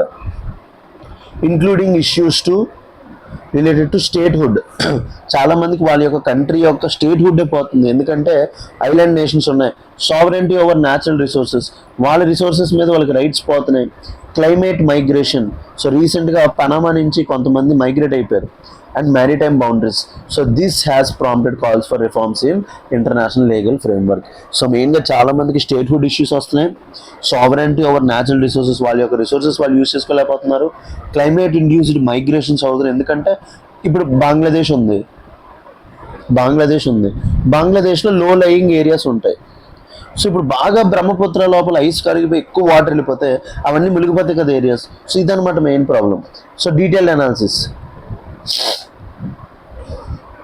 Challenges posed by climate change to international legal framework. So climate change వల్ల international legal framework ఏంటి challenges, threat to statehood of small island states. మెయిన్గా చెప్పా కదా, ఈ సీ లెవెల్ రైజ్ వల్ల ఫస్ట్ ఎవరు మునిగిపోతారంటే స్మాల్ ఐలాండ్ స్టేట్స్. ఈ ఆర్టికల్లో నేను చూడకుండా చెప్పేస్తాను, ఎందుకు మనకు అర్థమైపోవాలన్నమాట. ఫస్ట్ క్లైమేట్ వల్ల స్టేట్హుడ్ ఎవరికి ఎఫెక్ట్ అయిపోతుందంటే స్మాల్ ఐలాండ్ స్టేట్స్. సో ఇప్పుడు ఎవడో ఉన్నాడు, కొండ మీద ఉన్నోడికి ఎప్పుడు ఫ్లడ్స్ వల్ల ప్రాబ్లం లేదు, కొండ కింద ఉన్నోడికే కదా ఫ్లడ్స్ వల్ల ప్రాబ్లం. సో అట్లా ఇప్పుడు సీ లెవెల్ రైజ్ వల్ల మెయిన్ ల్యాండ్ కంట్రీలో ఎవరికి ప్రాబ్లం ఉండదు. స్టార్టింగ్ లోపల ఫస్ట్ ఎఫెక్ట్ అయిపోయారు ఎవరు, స్మాల్ ఐలాండ్ స్టేట్స్. ఈ వనాతు, తువాలు ఇట్లా కంట్రీస్ మీ పేరు వింటూ ఉంటారు, మాల్దీవ్స్, ఇవన్నీ ఏంటి స్మాల్ ఐలాండ్ స్టేట్స్ అనమాట. So international law traditionally required territory as a key criterion for statehood. So మెయిన్గా ఇంటర్నేషనల్ లా ఏం చెప్పింది, స్టేట్హుడ్ ఇవ్వాలంటే టెరిటరీ కావాలన్నది. Rising sea levels threaten the physical existence of small island nations. So sea level rise అవడం వల్ల small island nations ఏకం ఉండట్లేదు. Rising questions about their continued recognition as states. Next ఏంటి, sovereignty over natural resources. The principle of permanent sovereignty over natural resources allow state to exploit their resources include fossil fuels. మనందరికీ తెలిసిందే, 200 nautical miles వరకు ఆ country లోపల మొత్తం ఉండే economic resources అన్నీ కూడా ఎవరు యూజ్ చేసుకుంటారు, కంట్రీసే యూజ్ చేసుకుంటాయి. దాన్ని ఏమంటాం, principle of sovereignty over natural resources. So ఇప్పుడు మీ ఇంట్లో ఏదో చెట్టు పండింది, ఆ చెట్టుకి డ్రాగన్ ఫ్రూట్ పండుతుంది లేదా కివీ పండుతుంది, అది మొత్తం మీదే. Allow state to exploit their resources including fossil fuels. However global climate goals demanding reducing fossil fuel extraction. But present ఏదైతే మనం కాప్స్ జరుగుతున్నాయో, సో కాప్స్ లోపల అందరూ ఏం చెప్తున్నాం, ఈ దుబాయ్, యుఏఈ, కువైట్ వీళ్ళందరికీ ఏం చెప్తున్నాం, ఫాసిల్ ఫ్యూల్స్ ఎక్స్ట్రాక్షన్ ఆపమంటున్నాం, creating tension between developmental rights and climate commitments. ఇప్పుడు ఇండియాకే ఉన్నాయి, ఇండియాకి కోల్ ఆపేమంటున్నాం, ఫేజ్ అవుట్ ఆఫ్ కోల్ అంటున్నారు అనమాట. బట్ మన ఇండియా యొక్క డెవలప్మెంట్ రైట్స్, మనకి ఇప్పుడు ఎలక్ట్రిసిటీ కావాలి, ఎనర్జీ కావాలన్నా గ్రేటర్ దెన్ 50% ఎక్కడి నుంచి వస్తుంది? థర్మల్ ఎనర్జీ నుంచి వస్తుంది, కోల్ బేస్డ్ ఎనర్జీ నుంచి వస్తుంది అనమాట. సో దీనివల్ల ఏమవుతుంది? డెవలప్మెంటల్ రైట్స్కి క్లైమేట్ కమిట్మెంట్స్కి మధ్య గొడవలు అవుతున్నాయి. నెక్స్ట్ థర్డ్ ప్రాబ్లం ఏంటి? Climate induced migration. సో మెయిన్గా చాలా వరకు ఈ ప్లేసెస్ మునిగిపోవడం వల్ల చాలామంది ఇటు వచ్చేస్తున్నారు అనమాట. People displaced due to climate change do not qualify as refugee under 1951 refugee convention. ఇది very very important points. So మనకు ఒక రెఫ్యూజీ కన్వెన్షన్ ఉంది, 1951లో వచ్చాం. అందులో క్లైమేట్ చేంజ్ వల్ల డిస్ప్లేస్ అయిన పీపుల్ గురించి వాళ్ళు రెఫ్యూజీస్ కాదని చెప్పారు అనమాట. So this creates legal gap in protection for climate migrants. So ఇప్పుడు ఎవరైతే క్లైమేట్ చేంజ్ వల్ల షిఫ్ట్ అవుదాం అనుకుంటున్నారో వాళ్ళందరికీ ప్రొటెక్షన్ అనేది లేదనమాట. Next uncertainty over maritime zones. So sea level rise may alter coastal baselines affecting maritime zones. So sea level rise వల్ల coastal base lines అనేవి ఎఫెక్ట్ అవుతున్నాయి. ఎందుకంటే అవి ఏం చేస్తున్నాయంటే కోస్ట్ని మెల్లమెల్లగా కోసేయడం వల్ల బేస్ లైన్ ఒకప్పుడు ఎక్కడ ఉండాల్సింది ఎక్కడికి వచ్చేస్తుంది అనమాట.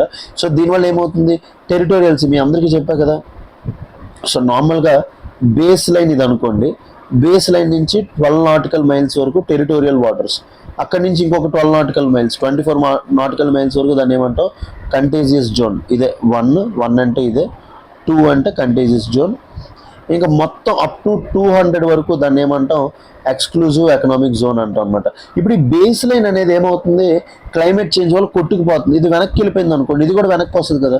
సో అదే చెప్తున్నాడు, sea level rise may alter coastal baselines affecting maritime zones. So అందుకే ఏం చెప్తున్నాడు? టెరిటోరియల్స్ ఎంతవరకు ఉంటుంది? 12 నాటికల్ మైల్స్. కంటేజియస్ జోన్ ఎంతవరకు ఉంటుంది?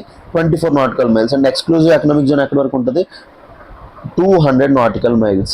సో ఇవన్నీ కూడా ఎంత డెప్త్గా ఎవరు ప్రొవైడ్ చేయడం, ఎందుకంటే వాళ్ళకి తెలియదు. చాలా మందికి చెప్పేవారికి, చాలామంది మీరు సివిల్స్ టీచర్స్ అంటారు, కానీ వాళ్ళు ఎప్పుడో దాన్ని వదిలేశారు. They are doing just only for business. But మాలాగా ప్యాషన్తో చేసిన వాళ్ళు చాలా తక్కువ మంది ఉంటారు. I'm doing only out of passion. ఇప్పుడు నేను జాబ్ జాయిన్ అయినా నా 24/7 మీరే ఉంటారు నా మైండ్లో. మీ అందరికి ఎట్లయినా హిందూ అనాలిసిస్ డెలివర్ చేయాలి, బెస్ట్ డెలివర్ చేయాలని.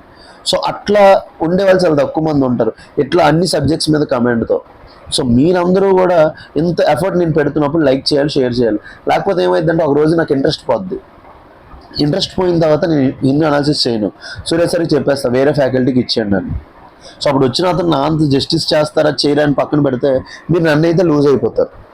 సో అదనమాట మెయిన్ థింగ్. సో నేను ఇంట్రెస్టెడ్గా చేయాలి, మీ గురించి ఇంత ఎఫర్ట్స్ పెట్టాలంటే ఐ నీడ్ యువర్ సపోర్ట్. నా ఫేస్ కనబడకపోయినా, ఏం చేసినా చేయకపోయినా ఐ నీడ్ యువర్ సపోర్ట్ అనమాట. అప్పుడే నేను ఒక క్వాలిటీ కంటెంట్ మీకు ప్రొవైడ్ చేయగలను. This could trigger. దీనివల్ల ఏమవుతుంది? మెరిటైమ్ బౌండరీస్ మీద ట్రిగర్స్ అవుతాయి. బేసికలీ జపాన్ రీసెంట్గా ఏమైంది? జపాన్ ఇంకా చైనా కొట్టుకుంటున్నాయి. బేసికలీ దేనికోసం? Senkaku islands. సో ఇట్లాంటివి ఇంకా పెరిగిపోతాయి అనమాట. So significance of reforming international law in the context of climate change. So ఇప్పుడు ఈ పర్స్పెక్టివ్లో క్లైమేట్ చేంజ్ లా, ఇంటర్నేషనల్ లాని ఏం చేయాలి? మనం చేంజ్ చేయాలన్నమాట. సో ఇన్ని ప్రాబ్లమ్స్ ఉన్నాయి. Protecting vulnerable island nations. First మన మెయిన్ ఫోకస్ ఏముంటుంది? వల్నరబుల్ ఐలాండ్ నేషన్స్ ప్రొటెక్ట్ చేయాలి. So legal reforms can safeguard the sovereignty and rights of small island developing states threatened by climate change. So first మన యొక్క main focus ఏంటి? Protecting the sovereignty and rights of SIDS అంటాం అనమాట. వీటిలో SIDS nothing but small island developing states. Next ఏంటి? Addressing climate migration. So ఏదైతే refugee convention ఉందో అందులో రెఫ్యూజీస్ కింద క్లైమేట్ మైగ్రెంట్స్ కూడా పెట్టాలి. A new legal framework could ensure recognition and protection of climate displaced populations. So ఈ climate change వల్ల చాలా ఐలాండ్స్ మునిగిపోవడం వల్ల చాలా మంది ఇప్పుడు డిస్ప్లేస్ అవుతున్నారు అనమాట. వాళ్ళకి ఇప్పుడు ప్రొటెక్షన్ కావాలి. Next ensuring stability in maritime governance. Clear rules regarding base lines. So ఇప్పుడు క్లైమేట్ చేంజ్ వల్ల బేస్ లైన్స్ చేంజ్ అవుతుంది, దాని గురించి రూల్స్ కావాలి. Maritime boundaries will prevent further geo political conflicts over ocean resources. చెప్తున్నా కదా, ప్రపంచంలో ఉండే అన్ని రిసోర్సెస్ 70 to 80% రిసోర్సెస్ ఓషన్లో ఉన్నాయి. సో ఓషన్ ఎవరు కంట్రోల్ చేసుకుంటారో వాళ్ళ దగ్గర పవర్ ఉంటుంది. ఇప్పటికే చాలా వరకు కంట్రీస్ అన్ని కొట్టుకుంటున్నాయి. రీసెంట్గా ఇజ్రాయెల్, ఇరాన్, వీళ్ళందరూ వెస్ట్ ఏషియా అందరూ కొట్టేసుకుంటున్నారు. దేనికోసం? ఆ కాంటినెంటల్ షెల్ఫ్ లోపల మిలియన్స్ ఆఫ్ ఇయర్స్ ఆ ఫాజిల్ ఫ్యూల్స్ అలా ఉండడం వల్ల అవి మంచి ఫాజిల్ ఫ్యూల్స్ కింద ఫామ్ అయిపోవడం వల్ల ఒక మంచి రిసోర్సెస్ అవి. సో అన్నీ కూడా మ్యాక్సిమం రిసోర్సెస్ అన్ని కాంటినెంటల్ షెల్ఫ్లోనే ఉంటాయి. ఈ కాంటినెంటల్ షెల్ఫ్ అంతా జియోగ్రఫికల్ లోపల చదివే ఉంటారు. ఈ కాంటినెంటల్ షెల్ఫ్ ఏరియా ఎంత ఎక్కువ ఉంటే అంత మంచిది, కంట్రీస్ అందరూ అదే కోరుకుంటారు. సో దానివల్ల బేస్ లైన్ రూల్స్ అనేవి కరెక్ట్గా సెట్ చేయాలన్నమాట. So clear rules regarding baselines and maritime boundaries will prevent further geopolitical conflicts. Next ఏంటి, aligning international law with climate realities. So international లాని దేంతో లింక్ చేయాలి, క్లైమేట్ రియాలిటీస్ లోపల. Existing legal frameworks were designed before climate crisis intensified, making reforms necessary. So present international law ఎవరైనా Hindu analysis కరెక్ట్గా follow అయ్యి ఉంటే 4 days ప్రకారం is international law failing, is international law collapse. అంటే మనం అప్పుడు మాట్లాడాం ఇంటర్నేషనల్ లా అనేది ఓన్లీ ఇప్పుడు కంట్రీస్ యొక్క గొడవలను ఆపలేకపోతుంది, కానీ క్లైమేట్ చేంజ్ లోపల రీసెంట్గా UN క్లాస్ తీసుకొచ్చాం, ట్రీటీ ఆఫ్ ఐసీస్, ఇవన్నిటి కోసం మాట్లాడాం ఆ రోజు. ఇంటర్నేషనల్ లా ఫెయిల్ అవ్వలేదు, జస్ట్ అది ఏమవుతుంది చిన్న గ్లిచెస్ వచ్చి వాటిని రిఫార్మ్ చేయాలని చెప్పాం. సో అట్లనే ఇంటర్నేషనల్ లా అనేది ఇప్పుడు కొంచెం చేంజ్ చేయాల్సిన అవసరం వచ్చింది because of the changing climate realities. Climate change వల్ల చాలా రియాలిటీస్ చేంజ్ అవుతాయి. వే ఫార్వర్డ్ చూడండి, reform international legal principles. So international legal principles ఏం చేయాలి, రిఫార్మ్ చేయాలి. Updates rules related to statehood, first స్టేట్హుడ్కి రిలేటెడ్ రూల్స్ చేయాలి. మ్యారిటైమ్ జోన్స్ మీద క్లియర్గా ఫస్ట్ బేస్ లైన్స్ కరెక్ట్గా క్లైమేట్ చేంజ్ లింక్డ్ బేస్ లైన్స్ని కరెక్ట్ చేయాలి, ఎందుకంటే ఒకప్పుడు పాత బేస్ లైన్స్ ఇప్పుడు చేంజ్ అయిపోయాయి. నెక్స్ట్ సావరెంటీ ఓవర్ రిసోర్సెస్, ఎవరి రిసోర్సెస్ మీద వాళ్ళకి సావరెంటీ ఉండేటట్టు, ఎందుకంటే ఇండియా అనేది కోల్ మీద డిపెండ్ అవుతుంది, UAE సౌదీ అరేబియా అనేవి ఫాజిల్ ఫ్యూల్స్ మీద డిపెండ్ అవుతున్నాయి. సో వాళ్ళకి వాళ్ళ రిసోర్సెస్ మీద సావరెంటీ కావాలి, ఎందుకంటే countries development is more important. మీరు అందరూ ఏమనుకుంటున్నారంటే ఎప్పుడో జరగబోయే క్లైమేట్ చేంజ్ వల్ల ఎప్పుడో ప్రజలు చనిపోతారు అంటున్నారు, బట్ ఇప్పుడు ఆకలితో చాలా మంది చనిపోతున్నారు, వాళ్ళ పరిస్థితి ఏంటి? నా క్వశ్చన్ ఏంటంటే క్లైమేట్ చేంజ్ ఓకే, ఎప్పుడో సునామీ వస్తుంది, ఎప్పుడో ఎవడో చనిపోతాడు, అప్పుడు దాని గురించి ఇప్పుడు కాపాడదాం అంటున్నారు, బట్ ఇప్పుడు ఆకలితో చనిపోయిన వాడి పరిస్థితి ఏంటి? నా క్వశ్చన్ అదే అనమాట. ఇప్పుడు బతుకుతున్న వాడు ఎందుకు నరకం చూడాలి, ఫ్యూచర్ ఎవడో కోసం, అది కూడా ఉంటుంది కదా. So develop a legal framework for climate refugees. So మెయిన్గా consider a protocol under UNFCCC for protection and resettlement of climate migrants. So UNFCCC ఏదైతే premier framework convention on climate change ఉందో, మెయిన్గా క్లైమేట్ చేంజ్ రిలేటెడ్ మొత్తం ఇదే చూసుకుంటుంది కదా. So దాని కింద కరెక్ట్ ప్రోటోకాల్ తీసుకోండి for protecting and resettlement of climate migrants. Next fix maritime base lines చెప్పే కదా, allow states to declare permanent base lines to maintain maritime rights. So ఇప్పుడు క్లైమేట్ చేంజ్ వల్ల మీ బేస్ లైన్ చేంజ్ అయిపోయింది, మీరు ఇప్పుడు వెనక్కి వెళ్ళి అక్కడి నుంచి లెక్కి అవి ఏం చెప్పకుండా పర్మనెంట్ బేస్ లైన్స్ కాన్సెప్ట్ తీసుకొచ్చాను. క్లైమేట్ చేంజ్ వల్ల మీ కోస్ట్ లైన్ కొంచెం వెనక్కి వెళ్ళా మాకు సంబంధం లేదు, లాస్ట్ టైం ఏదైతే రికార్డ్ చేసామో దాని బేస్ మీద తీసుకుంటాం. Next strengthen climate diplomacy, use reforms like UNFCCC COP negotiations to build international consensus. So మెయిన్గా డిబేట్ డిస్కషన్ అనేది చాలా ఇంపార్టెంట్. కన్సెన్సస్ అనేవి డిప్లొమసీ ద్వారానే వస్తాయి, గొడవలు ఆడుకుంటే రావు. It's always about consensus. నేను ఎప్పుడు కూడా అదే చెప్తాను, మీ ఫ్రెండ్స్తోనైనా ఎవరితోనైనా ఏ గొడవ అయినా సరే first try to negotiate through consensus. Negotiations are very important. మీ ప్రాబ్లం ఏంటో అవతల వాళ్ళకి చెప్పకపోతే అర్థం కాదు. సో అన్ని small island developing countries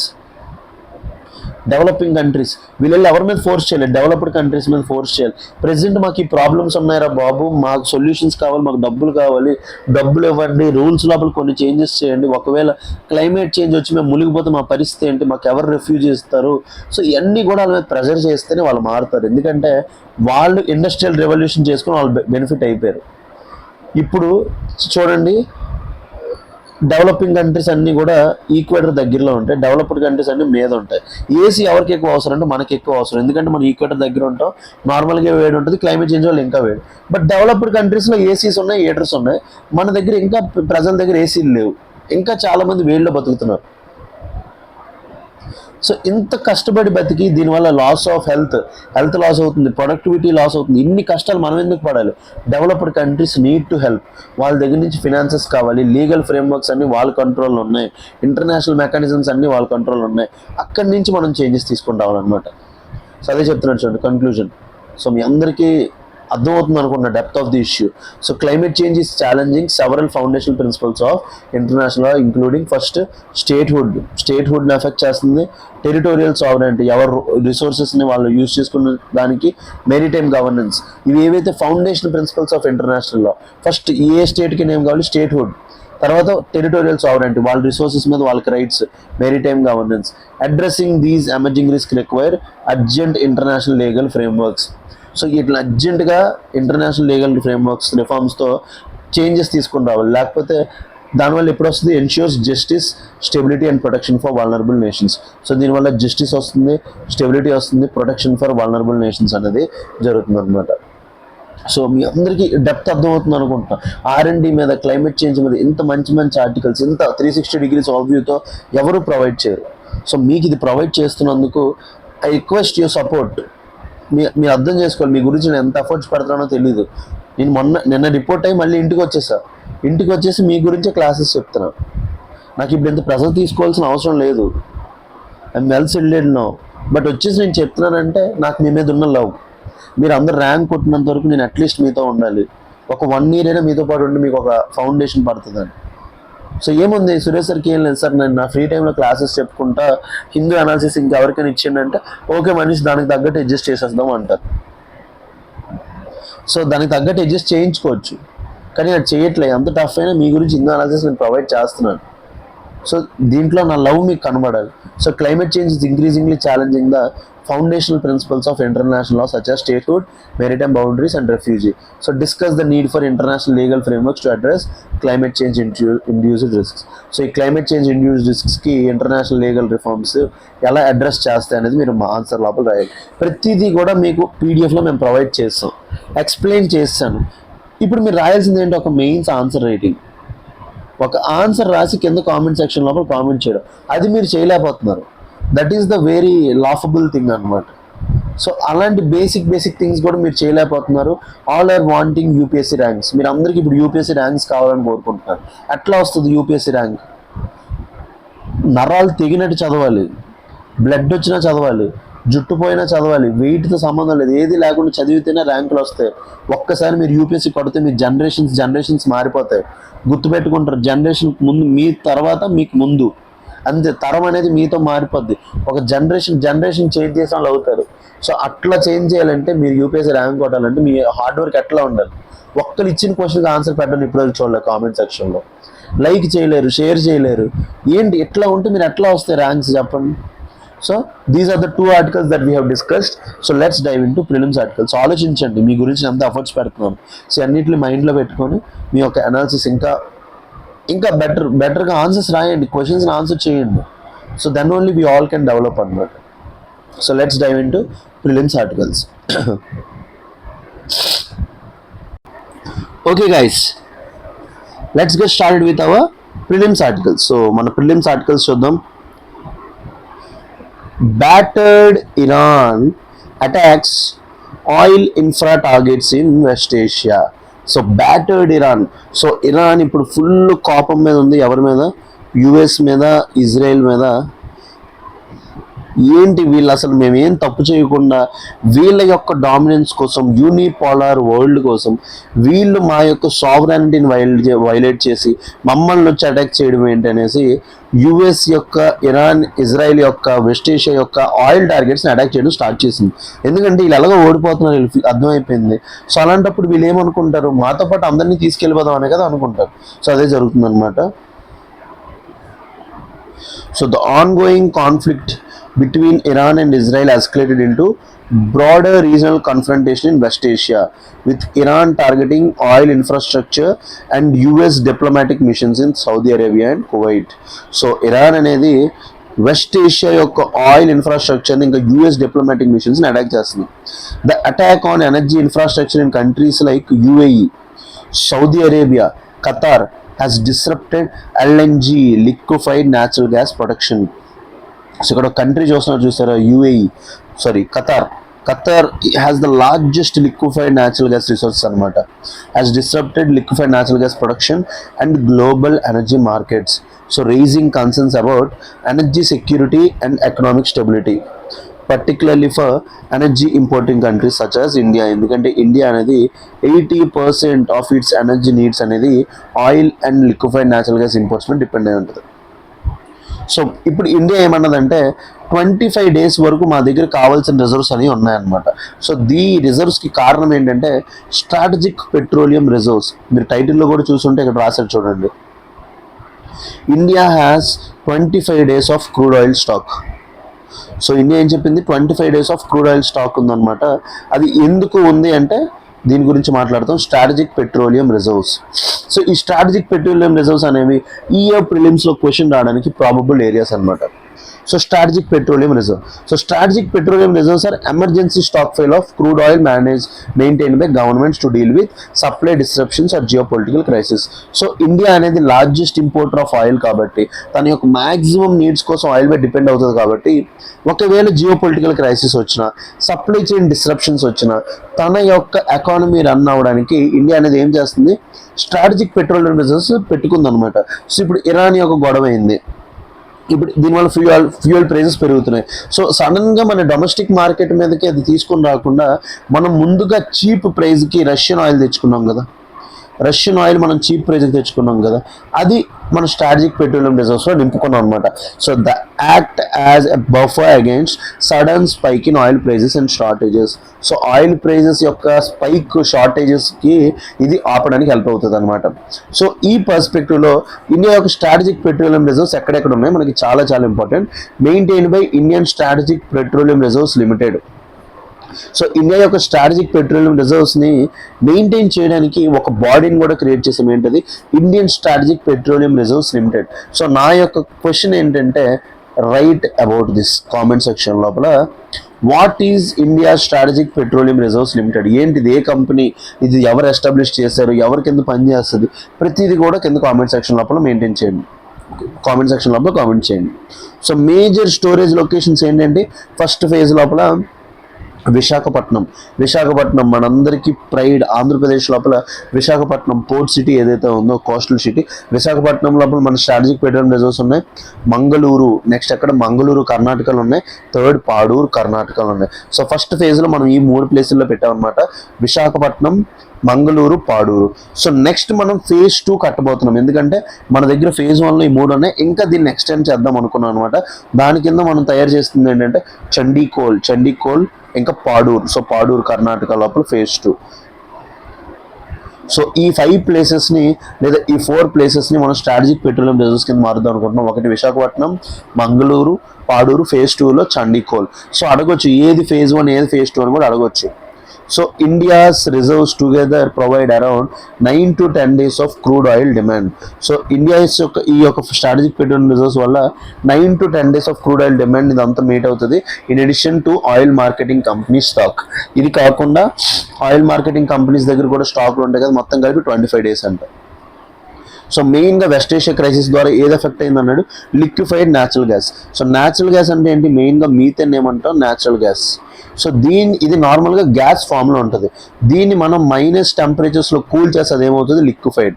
so liquefied natural gas is a natural gas composed mainly of methane. మీ అందరికీ చెప్పే కదా, న్యాచురల్ గ్యాస్లో మెయిన్ కాంపోనెంట్ ఏంటి, methane, along with small amounts of ethane. Ethane కూడా ఉంటుంది. ఈథేన్కి డిఫరెన్స్ లేదు. నార్మల్గా మనకి ఆర్గానిక్ కెమిస్ట్రీ లోపల single bond, double bond, triple bonds ఉంటాయి.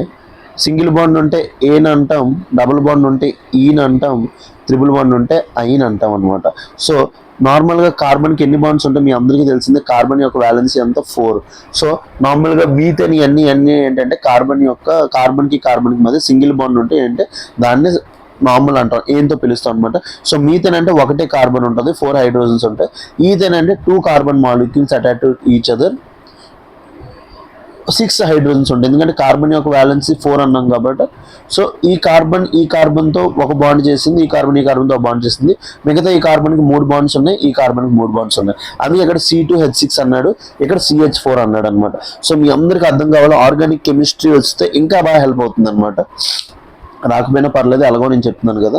సో ఈ యొక్క లిక్విఫైడ్ న్యాచురల్ గ్యాస్ లోపల మెయిన్గా ఏముంటుంది, మీథేన్ అండ్ ఈథేన్ ఉంటుంది, and other hydrocarbons. It converted into liquid to enable safer storage. So నార్మల్గా గ్యాస్ని మనం ట్రాన్స్పోర్ట్ చేయలేం కాబట్టి ఈజీగా ట్రాన్స్పోర్ట్ చేయడానికి ఏం చేస్తాం, దాన్ని లిక్విడ్లోకి మారుస్తాం without the need of high pressure. So process ఏంటి, natural gas is transformed so natural gas is transformed into liquid by cooling it to around 162 degrees, -162 degrees దగ్గర దీన్ని కూల్ చేయాలన్నమాట. సో ఎలాంటి టెంపరేచర్స్ ఎగ్జామ్లో అడుగుతాడు, లిక్విఫైడ్ న్యాచురల్ గ్యాస్ చేయాలంటే ఎంత temperature కావాలంటే -162 degrees, which significantly reduce it's volume and facility transportation.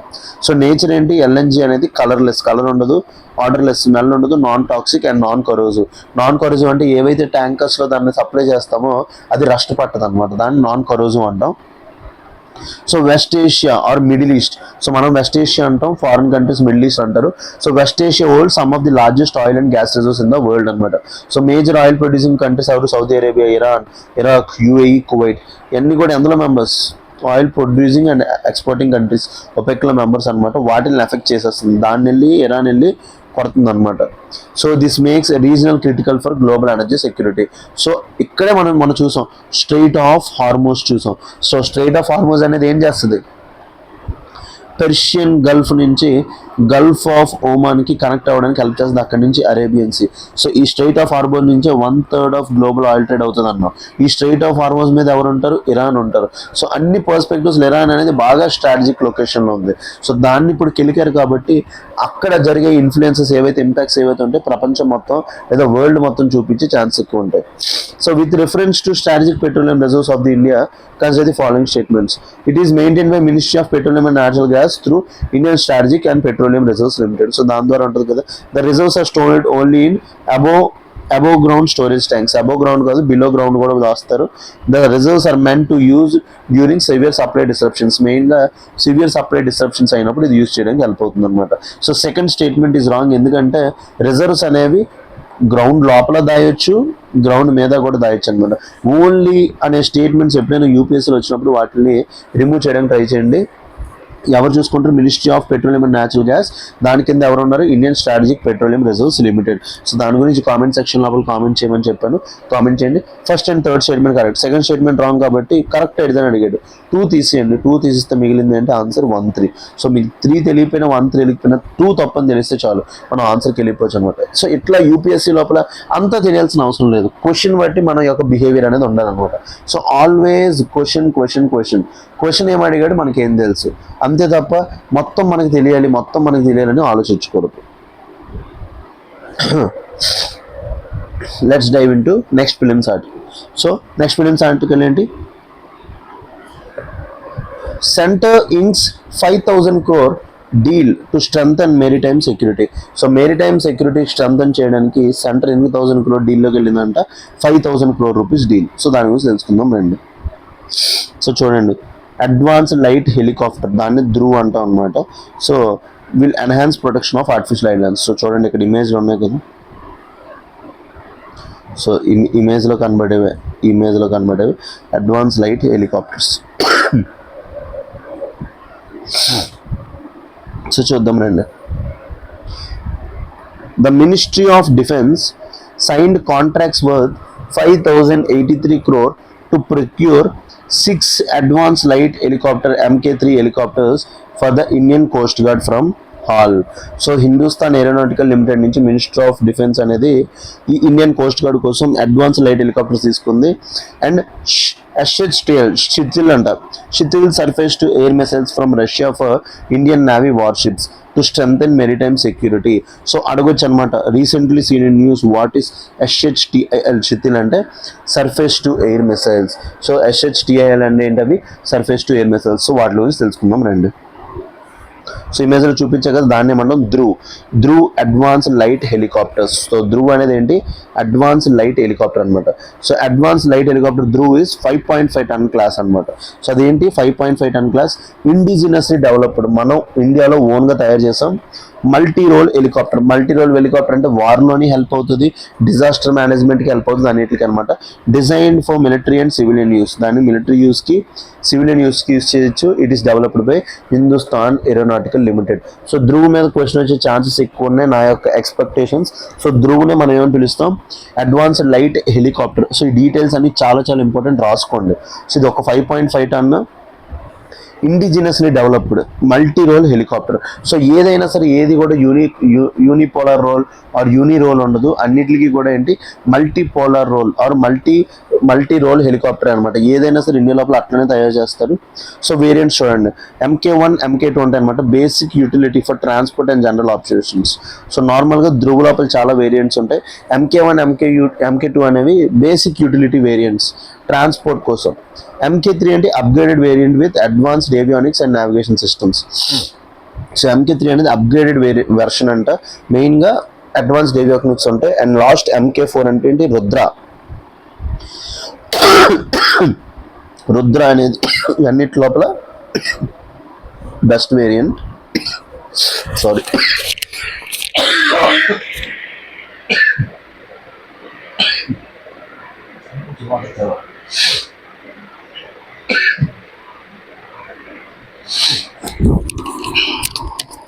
Sorry, guys, కొంచెం థ్రోట్ ఇన్ఫెక్షన్. రుద్ర అనేది MK4 ఆర్మ్డ్ వేరియంట్ అనమాట అన్నిటి కోసం. అందుకే ధ్రువని ఏమని పిలుస్తాం మనం, మల్టీ వేరియంట్ అంటాం, మల్టీ రోల్ అంటాం. సో కీ ఫీచర్స్ ఏంటంటే multi mission roles. So search and rescue, troop transport, disaster relief అన్నిటికి హెల్ప్ అవుతుంది. అందుకే దాన్ని మల్టీ రోల్ హెలికాప్టర్ అంటాం. Next very very important, UPSC లోపల ఎక్కువ అడుగుతుంటారు ఏంటంటే సింగిల్ ఇంజినా ట్విన్ ఇంజినా అడుగుతాడు. సో మన అందరం కూడా గుర్తుపెట్టుకోండి, ఇది ఒక twin engine design for greater safety and reliability. మెయిన్గా twin engine. So rigid rotor system for better manoeuvrability. So rigid rotor system ఉంటుంది. నెక్స్ట్ ఏంటి, రుద్ర అంటే ఇది కూడా తీసుకున్నాం, 20 mm turret gun. So Rudra అనేది తీసుకున్నాం మనం, అదేంటి 20 mm టర్రెట్ గన్ ఉంటుంది. ఏదైతే MK4 వేరియంటో 70 mm రాకెట్స్ ఉంటాయి, ఎయిర్ టు ఎయిర్ మిసైల్స్ ఉంటాయి. సో ఈ ధ్రువ లోపల మొత్తం 4 వేరియంట్స్ అన్నాం కదా. సో 4th వేరియంట్ పేరేంటి, రుద్ర. సో ఇది మొత్తం 20 mm గన్స్ ఉంటాయి, రాకెట్స్ ఉంటాయి, అన్నీ ఉంటాయి.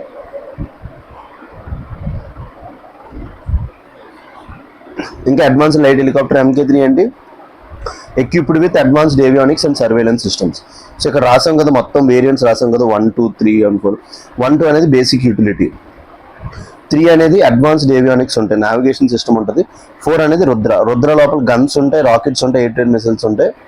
నెక్స్ట్ ఏం తీసుకున్నాం మన రష్యా నుంచి, SHTL surface to air missile system. So SIL is naval surface to air missile system for Russian origin. So గుర్తుపెట్టుకోండి, సర్ఫేస్ టు ఎయిర్ భూమి నుంచి మీదకి వేయడానికి, మెయిన్గా షిప్స్ ఉంటాయి కదా వాటి నుంచి అటాక్ చేయడానికి. It is used for air defence of worship against air craft, helicopters and anti ship missiles. So మెయిన్గా ఈ ఎయిర్ క్రాఫ్ట్ క్యారియర్స్ మీద ఎవరు అటాక్ చేయకుండా వాటిని రివర్స్ అటాక్ చేయడానికి అనమాట. ఈ SHTL స్టిల్ ఏదైతే ఉందో దాంట్లో కీ ఫీచర్స్ ఏంటి, medium range air defence system. ఇది ఒక medium range air defence system. Uses vertical launch system. Vertical launch system అంటే డైరెక్ట్గా ఎట్లా వెళ్ళి కొట్టేస్తుంది అనమాట. Provides all weather air defence capability. So and last Indian coast guard గురించి తెలుసుకోండి. 1978లో ఎస్టాబ్లిష్ అయింది according to coast guard act. అడగొచ్చు మనకి ఇండియన్ కోస్ట్ గార్డ్ గురించి అడగొచ్చు, ఎందుకంటే ఇయర్ బాగా న్యూస్లో ఉంది కోస్ట్ గార్డ్. క్వశ్చన్ వచ్చినప్పుడు మనం దొరికిపోకుండా, very very important. Indian coast guard ఎప్పుడు ఎస్టాబ్లిష్ అయింది, 1978 under coast guard act 1978. Operates under ministry of defence. వాడు ఎగ్జామ్ లోపల మినిస్ట్రీ ఆఫ్ హోమ్ అఫైర్స్ అంటాడు. So coast guard operates under ministry of defence, బాగా గుర్తుపెట్టుకోండి. So key functions of coast guards ఏంటంటే maritime law enforcement, protection of offshore installations, search and rescue operations, maritime environment protection అనమాట. So మెయిన్గా maritime లాని enforce చేయడానికి, ఎందుకంటే మన exclusive economic zone అన్నీ అక్కడే ఉంటాయి కదా. ఆఫ్షోర్ ఇన్స్టాలేషన్స్ ఏవైతే మన యొక్క ప్రాజెక్ట్స్ ఉంటాయో ఆఫ్షోర్ సీకి దూరంగా కడతామో వాటిని కాపాడడానికి, rescue and search operations. So మూవీస్లో చూస్తుంటారు కదా, వేరే కంట్రీ నుంచి చెప్పర్ మ్యాన్ ఇటు రాకుండా చూడడానికి మెరిటైమ్ ఎన్వైరన్మెంట్ ప్రొటెక్షన్ అన్నింటి కోసం కూడా చూసుకుంటుంది. సో క్వశ్చన్ చూడండి, with reference to advanced light helicopter Dhruv consider the following statement. It is indigenously developed multi-role helicopter manufactured by Hindustan Aeronautical Limited. అదే కదా స్టేట్మెంట్. సో ధ్రువ్ని ఏమని పిలుస్తాం మనం, advanced light helicopter, indigenously developed, మనమే తయారు చేసుకున్నాం. Multi role చెప్పా కదా, వార్కి హెల్ప్ అవుతుంది, డిజాస్టర్కి హెల్ప్ అవుతుంది, సివిలియన్ యూస్కి హెల్ప్ అవుతుంది. Manufactured by Hindustan aeronautical limited, first statement right. So Dhruv లోపల ఎన్ని వేరియంట్స్ ఉంటాయి, 4 ఉంటాయి. 1, 2 అనేవి బేసిక్ యూటిలిటీ, 3 అనేది అడ్వాన్స్డ్ ఏవియానిక్స్ నావిగేషన్ ఉంటుంది, 4 అనేది ఏంటి, రుద్ర, అది armoured variant, is also known as Rudra. So Dhruv MK4కి ఇంకొక నేమ్ ఏంటి, రుద్ర అని పిలుస్తాం. ధ్రువ్ అనేది ఎప్పుడు గుర్తుపెట్టుకుని ట్విన్ ఇంజిన్, 2 ఇంజిన్స్ ఉంటాయి అందులోపల. Is an armed helicopter capable of performing attack and close air support. So మెయిన్గా ధ్రువ్ MK4 అనేది ఒక ఆర్మ్డ్ వేరియంట్. సో దానికి ఇంకొక నేమ్ ఏంటి, Rudra. So correct answer to this question, ఇందులో అప్పుడు 2 స్టేట్మెంట్స్ కరెక్టే. So correct answer to this question is both 1 and 2. So ఎంత డెప్త్గా చేస్తేనే మనం ఎగ్జామ్ లోపల క్వశ్చన్స్ని సాల్వ్ చేయగలం.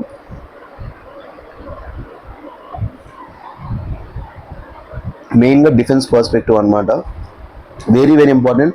ధ్రువ్ నాకు ఎందుకు ఎగ్జామ్కి రావచ్చు అనిపిస్తుంది. So be ready. Next third article, MG NREGA's workers flag glitches in mobile monitoring app అనమాట. ఏంటి ఈ యాప్ ఏంటి అన్నీ తెలుసుకుందాం. సో వికసిత్ భారత్, గ్రామీణ్ రోజ్గార్ అజీవికా మిషన్ వచ్చింది, VBG ర్యామ్ అంటాం. సో దానివల్ల కూడా MG నరేగా న్యూస్లో ఉంది, చూద్దాం రండి. Workers under MG NREGA, Mahatma Gandhi national rural employment generation scheme. So తెలుసు కదా, 2005లో లాంచ్ చేసాం. 100 days ఆఫ్ ఎంప్లాయ్మెంట్ ఇస్తుంది లీగల్ బేసిస్ మీద. ఇది కూడా ఏంటి, డిమాండ్ డ్రివెన్. మనం అడిగితే ఎప్పుడు అడిగితే అప్పుడు జాబ్ ఇస్తుంది. ఒకవేళ అడిగిన ఎంప్లాయ్మెంట్ ఇవ్వకపోతే అన్ఎంప్లాయ్మెంట్ అలవెన్స్ కూడా ప్రొవైడ్ చేస్తుంది. So one of the most prestigious, Covid టైంలో చాలా హెల్ప్ అయిన scheme. Have reported technical glitches in national mobile monitoring system app అంట. సో MG నరేగాకి సంబంధించి ఒక యాప్ ఉందంట, దాన్ని ఏమని పిలుస్తాం, national mobile monitoring system app. So national mobile monitoring system యాప్లో గ్లిచెస్ వచ్చాయన్నమాట. Which now requires facial recognition to mark attendance. So ఇప్పుడు చాలా మంది తెలుగు మీరిపోయారు, చాలా మంది ఏం చేస్తున్నారు, ప్రతిరోజు సేమ్ ఫొటోస్ పెట్టేస్తున్నారు అనేసి ఏం పెట్టారు, facial recognization to mark attendance. Attendance పెట్టడానికి ఏమడిగారు, facial recognization. Rising concerns about accessibility and implementation challenges అనమాట. సో దీనివల్ల ఏంటి, మెయిన్గా కన్సర్న్స్ వచ్చాయి regarding accessibility implementation challenges. So prelims concept, MG NREGA, Mahatma Gandhi national rural employment guarantee scheme. నాకు తెలిసి CAPF, CDSE exams అన్నింటిలో కూడా డైరెక్ట్ క్వశ్చన్స్ వచ్చేస్తాయి ఏరియా నుంచి. ఇప్పుడు లాంచ్ చేసాం, launch in 2005 under MG NREGA act, Mahatma Gandhi national rural employment guarantee act. Easy, ఇవన్నీ వేల సార్లు చెప్పాను. దీన్ని ఏమంటాం మనం, రైట్స్ బేస్డ్ ఎంప్లాయ్మెంట్ అంటాం. ఎన్ని డేస్ ఆఫ్ ఎంప్లాయ్మెంట్ వస్తుంది, 100 days of based employment per year. So మెయిన్గా ఎవరికి, రూరల్ హౌస్ హోల్డ్స్కి. ఇది కూడా గుర్తుపెట్టుకోండి, అర్బన్ పీపుల్కి కాదు. To rural house holds willing to do unskilled manual work. So skilled work ఉండదు, నేను సాఫ్ట్వేర్ ఇంజనీర్ని, నాకు కంప్యూటర్ ఇవ్వండి, ల్యాప్టాప్ ఇవ్వండి, నేను కోడింగ్ చేస్తానంటే ఎవరు. సో ఇక్కడ ఏంటి, అన్స్కిల్డ్ వర్క్ రూరల్ పీపుల్కి 100 days ఇస్తారనమాట, wage based work. So key features ఏంటి, డిమాండ్ డ్రివెన్ స్కీమ్. ఎంతమంది అడిగితే అంతమందికి జాబ్ ఇస్తారు, అడిగిన ప్రతి ఒక్కరికి ఇస్తారు. నీకేమమ్మా, నీకు ఇవ్వకూడదు అని అనరు. Wages paid through DBT, maximum డబ్బులన్నీ కూడా DBT ద్వారా పే చేస్తారు. At least 1/3 beneficiaries must be women. So ఇందులోపల ఈ MG నరేగా వర్క్లో 1/3 అంటే 33% ఉమెన్ ఉండాలన్నమాట. సో బట్ MG నరేగాలో మోర్ దెన్ 50% ఆర్ ఉమెన్ అనమాట. ఎందుకంటే అబ్బాయిలు అందరూ కూడా ఊరు లోపల మైగ్రెంట్ కోసం అర్బన్కి వెళ్ళిపోతుంటారు. సో ఉమెనే వర్క్ చేసుకుంటుంటారు. Focus on creation of rural assets such as ponds, roads, irrigation channels. So మెయిన్గా ఊరు లోపల రోడ్స్ వేయడానికి, ఇరిగేషన్కి, వాటికి బయట నుంచి జనాలు తెచ్చుకోవడం కన్నా ఊర్లో ఉన్న వాళ్ళే వాడుకుంటారు అనమాట. సో దీని గురించి ఒక యాప్ లాంచ్ చేసి ఏంటది, national mobile monitoring system app. So national mobile monitoring system app, దాన్ని ఏమంటాం, NMMS యాప్ అంటాం అనమాట. సో మెయిన్గా MG నరేగా ఏ మినిస్ట్రీ కింద ఉంటుందంటే, ministry of rural development. So అది కూడా గుర్తుపెట్టుకోండి, MG నరేగా ఏ మినిస్ట్రీ కింద ఉంటుందంటే ministry of rural development. So national mobile monitoring system కింద ఈ యాప్ని తయారు చేశారు 2021లో.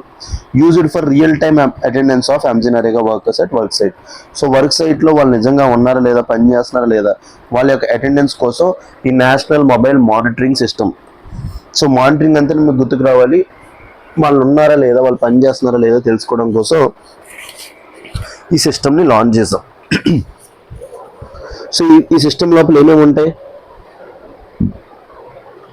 అది కూడా చాలా ఇంపార్టెంట్ ఎగ్జామ్ పర్స్పెక్టివ్లో. Attendance marked using geo tagged photographs. So వాళ్ళు ఉన్న లొకేషన్ లోపల జియో ట్యాగ్ జరిగి ఫోటోగ్రాఫ్స్ అవుతాయి. Recently updated with facial recognition based authentication. So ఒకప్పుడు జియో ట్యాగ్డ్ ఫోటోగ్రాఫ్స్, వాళ్ళు ఉన్న లొకేషన్లో ఫొటోస్ పెట్టేవారు, ఇప్పుడు ఏంటంటే డైరెక్ట్ ఫేషియల్ రికగ్నిషన్. దీనివల్ల ఏమవుతుంది, ట్రాన్స్పరెన్సీ, ప్రివెంట్ ఫాల్స్ అటెండెన్స్. చాలా మంది ఏంటంటే జాబ్కి వెళ్ళకుండా వెళ్ళామనేసి ఫాల్స్ అటెండెన్స్ చేసేవారు. సో అది ట్రాన్స్పరెన్సీ పెంచుతుంది, ఫేక్ అటెండెన్స్ని ఆపుతుంది అనమాట. సో దీని బేస్ మీద క్వశ్చన్ ఇచ్చాం చూడండి.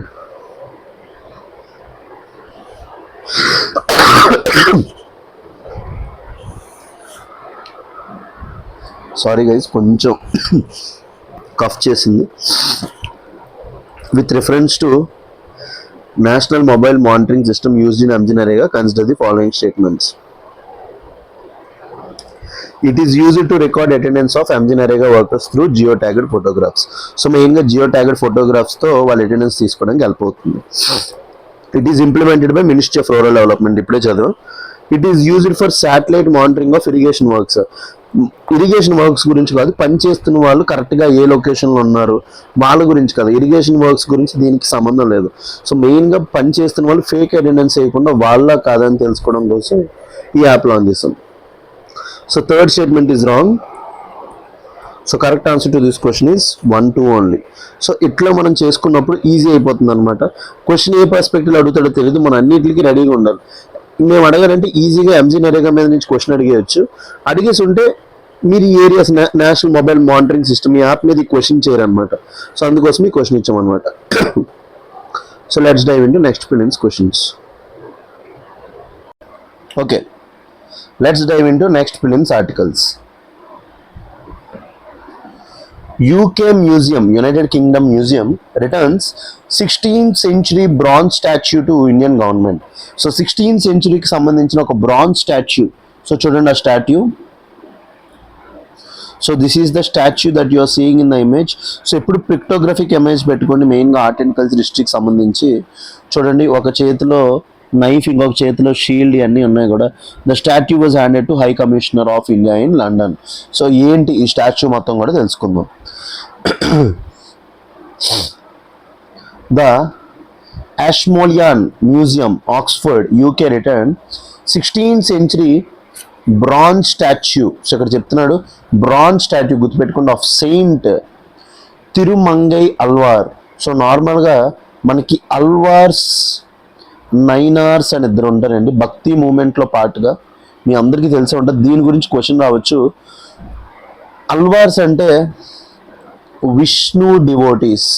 సో విష్ణు డివోటీస్ అందరినీ కూడా మనం ఏమని పిలుస్తాం? అల్వార్స్ అంటాం. నైనార్స్ అంటే శివ డివోటీస్. మీరు అందరూ దశావతారం మూవీ చూసుంటే అప్పట్లో ఎంత పెద్ద వాళ్ళు ఎంత దారుణంగా కొట్టుకునేవారు మీకు తెలిసే ఉంటుంది. సో విష్ణు దేవుడి భక్తులందరినీ కూడా మనం ఏమని పిలుస్తాం? అల్వార్స్. శివుడి యొక్క భక్తులందరినీ ఏమని పిలుస్తాం? నైనార్స్ అని పిలుస్తాం అనమాట. నా యొక్క క్వశ్చన్ ఏంటంటే, అల్వార్స్ నైనార్స్ గురించి కంప్లీట్ ఏదైతే ఉంటుందో డిఫరెన్స్ కింద కామెంట్ సెక్షన్ లోపల కామెంట్ చేయండి. మీకు చాలా అంటే చాలా హెల్ప్ అవుతుంది. ఆర్ట్ అండ్ కల్చర్లో ఒక ఇంపార్టెంట్ టాపిక్ అది. దాని నుంచి మెయిన్స్ అండ్ ఫిలిమ్స్ రెండు వచ్చే ఛాన్స్ ఉంటుంది, అది రివైజ్ అయ్యే ఛాన్స్ ఉంటుంది అనమాట. సో ఈ ఎవరైతే ఈ బ్రాంజ్ ఇమేజ్లో ఉన్నారో అతని పేరేంటి, ఆవిడ పేరేంటి? Thirumangai Alvar to the government of India. After provenance research confirmed it belong to the Sundara Raja Perumal temple in Thanjavur district, Tamil Nadu. So ఇది ఏదైతే తిరుమంగై అల్వార్ యొక్క సెయింట్ యొక్క బ్రాంజ్ స్టాట్యూ ఉందో, ఇది Sundara Raja Perumal temple in Thanjavur district, తమిళనాడుకు చెందిందంట. Sundara Raja Perumal district of Tamil Nadu.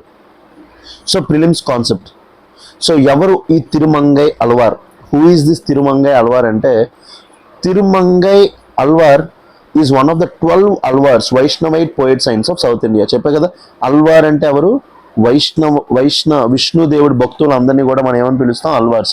Is one of the 12 Alvars, Vaishnavite poet saints of south India. Lived around 8th to 9th century. So 8th నుంచి 9th century CEకి సంబంధించిన వాళ్ళు ఈవిడ అనమాట, Thirumangai Alvar. Devotee of lord Vishnu. చెప్పే కదా, అల్వార్స్ అంటే devotees of lord Vishnu. Composed devotional hymns that form part of Nalayira Divya Prabandham. So చాలా ఇంపార్టెంట్. దివ్య ప్రబంధం అనే బుక్స్ ఏ దేవుడికి చెందినవంటే, మీరు అందరూ కూడా కళ్ళు మూసుకొని పెట్టియండి, విష్ణు దేవుడికి చెందినవి అనమాట. మిమ్మల్ని అడగవచ్చు అప్పుడప్పుడు యూపీఎస్సీ ప్రిలిమ్స్లో క్వశ్చన్స్ని ఎట్లయినా మనం సాల్వ్ చేసుకోవాలి. So Divya Prabandham is related to lord Vishnu. ఆ డివోషనల్ ఏవైతే హైమ్స్ ఉంటాయో, నలయార్ దివ్య ప్రబంధం, అవి హైమ్స్ లోపల ఈవిడ పార్ట్ ఉందన్నమాట, తిరుమంగై అల్వార్. సో యాంటిక్విటీ అంటే ఏంటి? మీరు అందరూ జైలర్ మూవీ చూసి ఉంటారు, ఆ మూవీలో ఏదో దొంగతిస్తూ ఉంటారు. Antiquity refers to an object or work of an art that represents science కానీ, ఆర్ట్ కానీ, లిటరేచర్ కానీ, రిలీజియన్ కానీ, customs, morals or political life of past era. So antiquity అనే దానికి ఒక బ్రాడ్ డెఫినేషన్ ఇచ్చామండి మనం, సింపుల్ డెఫినేషన్ ఇవ్వలేదు, broad. Antiquity refers to any object or work of art that represents science, art, literature, religion, customs, morals or political life of past era. Example include coins కానీ, sculptures కానీ, paintings కానీ, ఎపిగ్రాఫ్స్ కానీ and other detached artifacts. So definition under Antiquities and Art Treasures Act. So definition under Antiquities and Art Treasures Act ప్రకారం చూడండి, an antiquity is an article or an object that is at least 100 years old. So దేని మనం antiquity అంటామంట, అది minimum 100 years old ఉండాలి. an article or an object that is 100 years old. So డైరెక్ట్గా UPSC ప్రిలిమ్స్లో ఎక్కడి నుంచి question వచ్చే chances ఎక్కువ ఉన్నాయి. సో గుర్తుపెట్టుకోండి, antiquity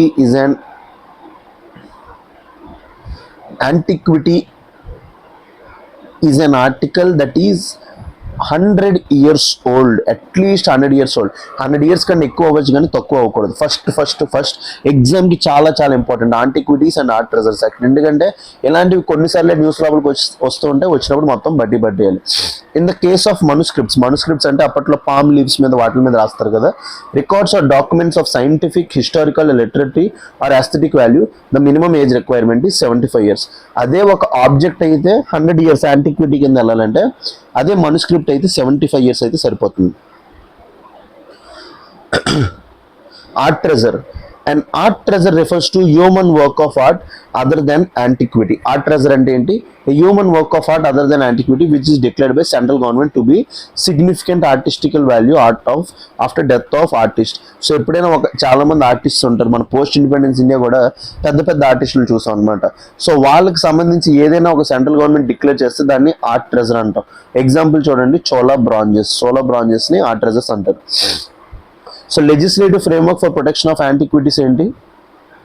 మన దగ్గర ఉన్న యాక్ట్స్ చూడండి. యాంటిక్విటీస్ ఎక్స్పోర్ట్ కంట్రోల్ యాక్ట్ ఉంది. Antiquities export control act 1947 enacted to prevent the export of antiquities without license. So యాంటిక్విటీస్కి లైసెన్స్ లేకుండా మనం ఇవ్వడానికి ఛాన్స్ లేదనమాట, according to antiquities export control act. Second ఏంటి? Ancient monuments and archaeological sites remains act. So ancient monuments and archaeological sites remains act ఏం చేస్తుంది? Provides protection and preservation of ancient monuments and archaeological sites. Next antiquities and art treasures act. చెప్పే కదా, antiquities అంటే అదే object అయితే 100 years, అదే మనుస్క్రిప్ట్ అయితే 75 years. Art treasure అంటే ఎవరు డిక్లేర్ చేయాలి? Central government. Implemented from 1st April 1976, regulates export, trade and ownership of antiquity and art treasures. So licensing authority ఎవరు? అన్నిటికీ కూడా exports licences and regulations are handled by archaeological survey of India. Archaeological survey of India మొత్తం చూసుకుంటుంది. నా question ఏంటంటే, archaeological survey of India headquarters ఎక్కడ ఉంది? చాలా అంటే చాలా ఇంపార్టెంట్ ఇది. చాలా ఎగ్జామ్స్లో నేను ఈ క్వశ్చన్ చూశాను, ఎందుకు అడుగుతారో తెలియదు. But archaeological survey of India యొక్క హెడ్ క్వార్టర్స్ని మీరు కామెంట్ సెక్షన్ లోపల కామెంట్ చేయండి. So prelims question, with reference to Antiquities and Art Treasures Act 1972, consider the following statement. An antiquity is an object or article that is at least 100 years of old. ఇప్పుడే చెప్పాం కదా, antiquity అంటే object or article 100 years of old. Manuscript of historical or literary value are considered antiquities only if they are 75 years. So ఏదైనా మనుస్క్రిప్ట్ ఏదైతే రాస్తామో దానికి 75 years, object అయితే 100 years. So రెండు స్టేట్మెంట్స్ రైటే. Third statement, the authority responsible for regulating export of antiquities in India avaru? Archaeological Survey of India. Third statement kuda right. Correct answer to this question is all three అనేవి right అన్నమాట.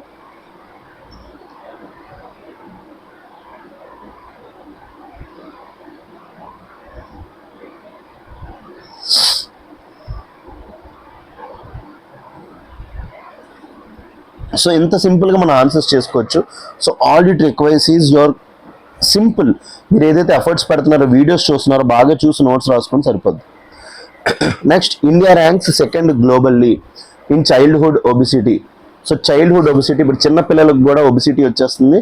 ప్రపంచం మొత్తంలో చూసుకుంటే childhood obesity లోపల India 2nd ప్లేస్లో ఉందంట. So this is the worst condition that A country can have.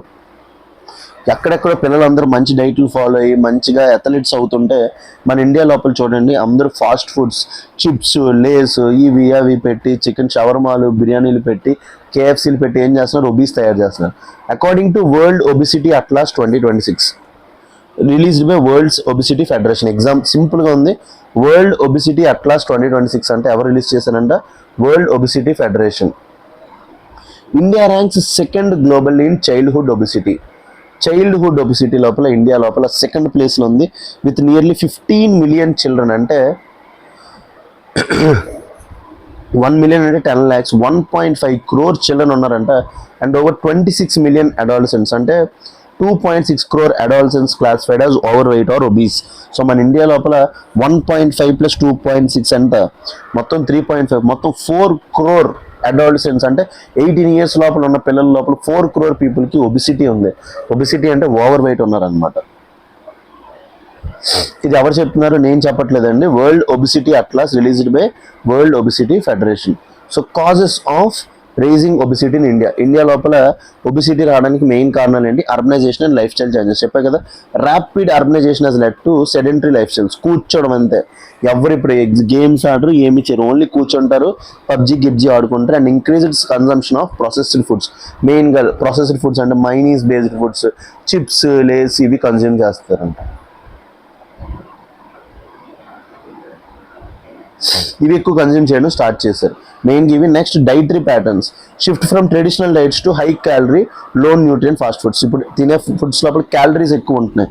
Mayonnaise, biryani, KFC వీటి లోపల క్యాలరీస్ ఎక్కువ ఉంటాయి, న్యూట్రియన్స్ అనేవి తక్కువ ఉంటాయి. Third, economic growth. Rising income levels contribute to unhealthy dietary habits.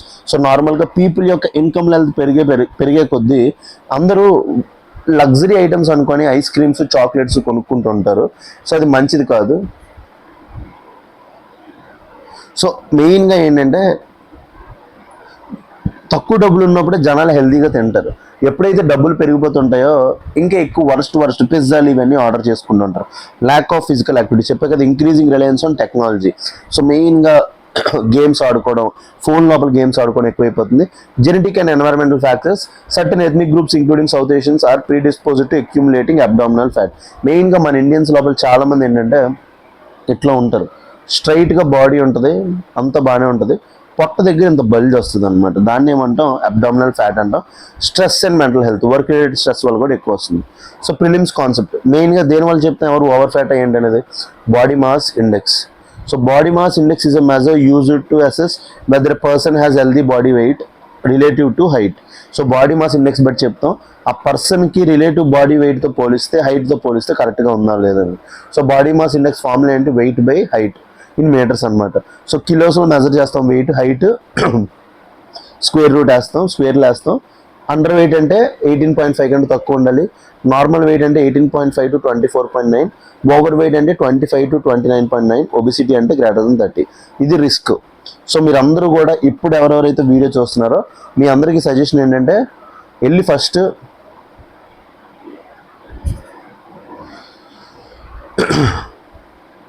మీరందరూ బిఎంఐ చెక్ చేసుకోండి. మీరందరూ బిఎంఐ చెక్ చేసుకొని 25 కన్నా మీ అందరూ బిఎంఐ ఎక్కువ ఉంటే అర్జెంటుగా వర్కౌట్ స్టార్ట్ చేయండి. జిమ్కి వెళ్ళండి, ఫుడ్స్ లోపల ఫాస్ట్ ఫుడ్స్ ఆపండి, అన్నీ ఆపండి. ఏదో week 1 day fast food day పెట్టుకోండి, కానీ రోజు తినొద్దు. ఒకప్పుడు నేనైతే గట్టిగా తినేవాడిని, నేనే ఆపేశాను. So for children and adults BMI is interpreted using age and sex specific growth charts అనమాట. సో ఇక్కడ చెప్తున్నట్టు ఒక డిసీజ్ గురించి మాట్లాడుతున్నాడు, metabolic dysfunction associated steatotic liver disease అంట. సో ఇది very very important. Metabolic dysfunction associated steatotic liver disease ఏంటిది, a condition where excess fat accumulates in the liver due to metabolic dysfunction. So మెయిన్గా metabolism లోపల dysfunction అవడం వల్ల ఎక్కువ fat liver లోపల ఉంటే దాన్ని ఏమంటే metabolic dysfunction associated steatotic liver disease, previously known as non alcoholic fatty liver disease అనమాట. నార్మల్గా ఆల్కహాల్ ఎక్కువ కన్జ్యూమ్ చేసిన వాళ్ళకి ఫ్యాటీ లివర్ ఎక్కువ ఉంటుంది. ఇది ఈ ఫాస్ట్ ఫుడ్స్ తిన్న వల్ల కూడా ఎక్కువ ఉంటుంది. Often linked with obesity, diabetes, metabolic syndrome. So చాలా మందికి ఫ్యాటీ లివర్ ఆల్కహాల్ కన్జ్యూమ్ చేయకపోయినా వస్తుందంటే దానికి కారణం ఇదనమాట. So with reference to causes of rising obesity in India, consider the following statement. Rapid urbanisation has contributed to sedentary life styles and increased consumption of processed food. మెయిన్గా అదే కదా, fast foods తినేస్తున్నారు. Next, the shift from traditional diets to high calorie fast foods is one of the factors behind obesity. మెయిన్గా high calorie food, low nutrition food తినడం వల్ల ఇది కూడా one of the factor అవుతుంది. So correct answer to this question is both 1 and 2. So let's jump to the next prelims article. Urea and diammonium phosphate prices rise amid Iran war tension supply concerns అన్నమాట. So మనకి ప్లాంట్కి మెయిన్గా కావాల్సిన major nutrients NPK అంటాం, nitrogen, phosphorus, potassium. పొటాషియంని కేతో represent చేస్తాం chemistry లోపల, P అంటే phosphorus. So di ammonium phosphate, urea ఎక్కువగా మనం ఇంపోర్ట్ చేసుకుంటూ ఉంటాం అనమాట. ఇప్పుడు ఇరాన్ ప్రైజెస్ వల్ల వాటి యొక్క కాస్ట్ పెరిగిపోయింది. Rising crude oil and liquid natural gas prices due to the Iran conflict are pushing up global fertiliser prices. So మెయిన్గా ఏంటి, urea and di ammonium phosphates, ఈ రెండింటి యొక్క ప్రైజెస్ అనేవి బాగా పెరిగిపోయాయి అనమాట. Rising concerns about supply and cost pressures during India's upcoming sowing season. So మన ఇండియా యొక్క అగ్రికల్చర్ చాలా వరకు దీని మీదే డిపెండ్ అవుతుంది కాబట్టి నెక్స్ట్ అప్కమింగ్ అగ్రికల్చర్ సీజన్స్ మీద ఫస్ట్ ఇప్పుడు ప్రాబ్లం అంటున్నారు అనమాట. So di ammonium phosphate. So major nutrients ఏం చెప్పాను మీకు, nitrogen, phosphorus, potassium. So di ammonium phosphate is the second most commonly used fertiliser in India after urea. So highest మనం ఏం use చేస్తాం, యూరియా, తర్వాత DAP. It is preferred because it contains both nitrogen and phosphorus. So చెప్పే కదా, DAP full ఫామే di ammonium phosphate. Ammonia లోపల nitrogen ఉంటుంది, phosphate లోపల ఫాస్ఫరస్ ఉంటుంది. Which are primary macronutrients. చెప్పే కదా, మ్యాక్రోన్యూట్రియన్స్, మైక్రోన్యూట్రియన్స్ రెండు ఉంటాయి. ఈ మూడు కూడా NPK అనేవి మ్యాక్రోన్యూట్రియన్స్. వాటి యొక్క రేషియో 4:2:1. 4:2:1 లోపల ప్లాంట్స్ కావాలన్నమాట. Fertiliser grade diammonium phosphate contains 18% nitrogen, 46% fertilisers. So 18% nitrogen ఉంటుంది, 46% ఫాస్ఫరస్ ఉంటుంది అనమాట. It is manufactured by reacting ammonia with phosphoric acid under controlled conditions. So diammonium phosphate లోపల nitrogen content 18, 46% phosphorus. Next, urea. Urea is white crystalline compound widely used as synthetic fertiliser in agriculture. So మెయిన్గా Haber's process మీరు అందరూ వినే ఉంటారు, దాంతో తయారు చేస్తాం. When applied two soil or crops, urea is broken down by enzymes into ammonia and carbon dioxide. So నార్మల్గా ఎప్పుడైతే మనం యూరియాని అప్లై చేస్తామో అది అమోనియా ఇంకా కార్బన్ డైఆక్సైడ్ కింద బ్రోక్ అవుతుంది. The ammonia converts into ammonium ions, NH3+, which has been observe by plant roots. అవి ప్లాంట్ రూట్స్ అబ్జర్వ్ చేసుకొని అవి డెవలప్ అవుతాయి అనమాట. So global fertiliser raw materials. So fertilisers తయారు చేయడానికి key global producers mention in the article. Morocco holds 70% of world's phosphate reserves. So Morocco దగ్గర 70% of world's phosphate reserves ఉన్నాయంట. Canada and Belarus major potash producers. These resources are critical for global fertiliser supply chains అనమాట. So మెయిన్గా fertiliser supply చైన్కి ఈ resource అనేవి కావాలన్నమాట. ఇప్పుడు Europe లోపల వార్ అవడం ఇవన్నీ వల్ల ఈ ప్రైజెస్ పెరుగుతున్నాయి. విత్ రెఫరెన్స్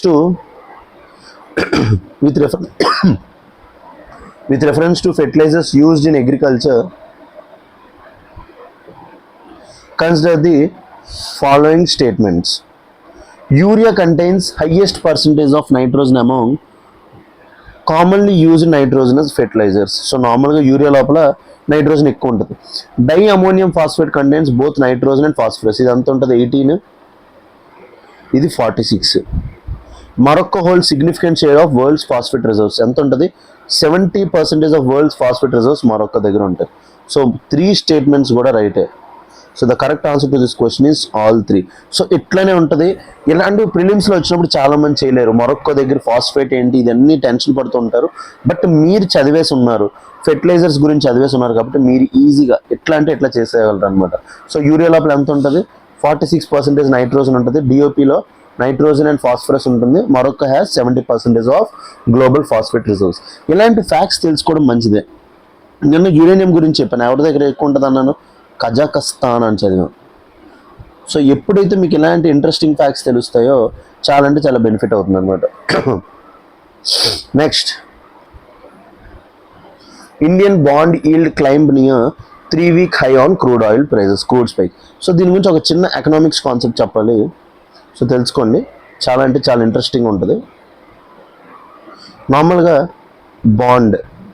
బాండ్ అనేది ఒక డెబ్ట్ ఇన్స్ట్రుమెంట్. ఫర్ ఎగ్జాంపుల్ నేను బాండ్ ఇష్యూ చేస్తున్నాను అనుకోండి. ఎవరు కొనుక్కున్నారు ఈ బాండ్ని? బి కొనుక్కున్నాడు అనుకోండి. ఏ అనేవాడు బీకి ఏం కట్టాలి? ఇంట్రెస్ట్ కట్టాలి. ఏ అనేవాడు బీకి ఏం కట్టాలి? ఇంట్రెస్ట్ కట్టాలన్నమాట. సో ఈ బాండ్ మీద ఇంట్రెస్ట్ని ఏమంటాం అంటే ఈల్డ్ అంటాం అనమాట. So for example bond price 100 రూపాయలు. బాండ్ ప్రైస్ 100 రూపాయలు. అందరూ బాగా గుర్తుపెట్టుకోండి. వేలంపాట వేసాం మనం, గవర్నమెంట్ వేలంపాట వేసింది. ఏ అనేవాడు వేలంపాట వేసాడు. బి, సి, డి, ఈ వేలంపాటలోకి వచ్చారు. బి అనేవాడు 97 కొంటానన్నాడు. సి అనేవాడు 96 కొంటానన్నాడు. డి అనేవాడు 95 కొంటానన్నాడు. ఈ అనేవాడు 94 కొంటానన్నాడు. అంటే అర్థం ఏంటి? అన్నిటికంటే హైయెస్ట్ ప్రైస్కి ఎవరు కొంటానన్నాడు? బి అనేవాడు కొంటున్నాడు అనమాట. వాడు ఎంత కన్నాడు?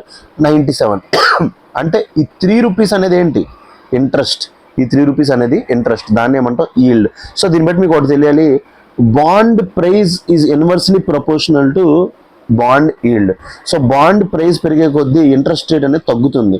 అదే బాండ్ ప్రైస్ తగ్గే కొద్దీ ఇంట్రెస్ట్ రేట్ అనేది పెరుగుతుంది. సో ఈ యొక్క ఈక్వేషన్ ఎకనామిక్స్లో అందరికి అర్థమైపోతే మీరు అందరూ ఐన్స్టీన్లు అయిపోయినట్టు ఎకనామిక్స్ లోపల. So Indian government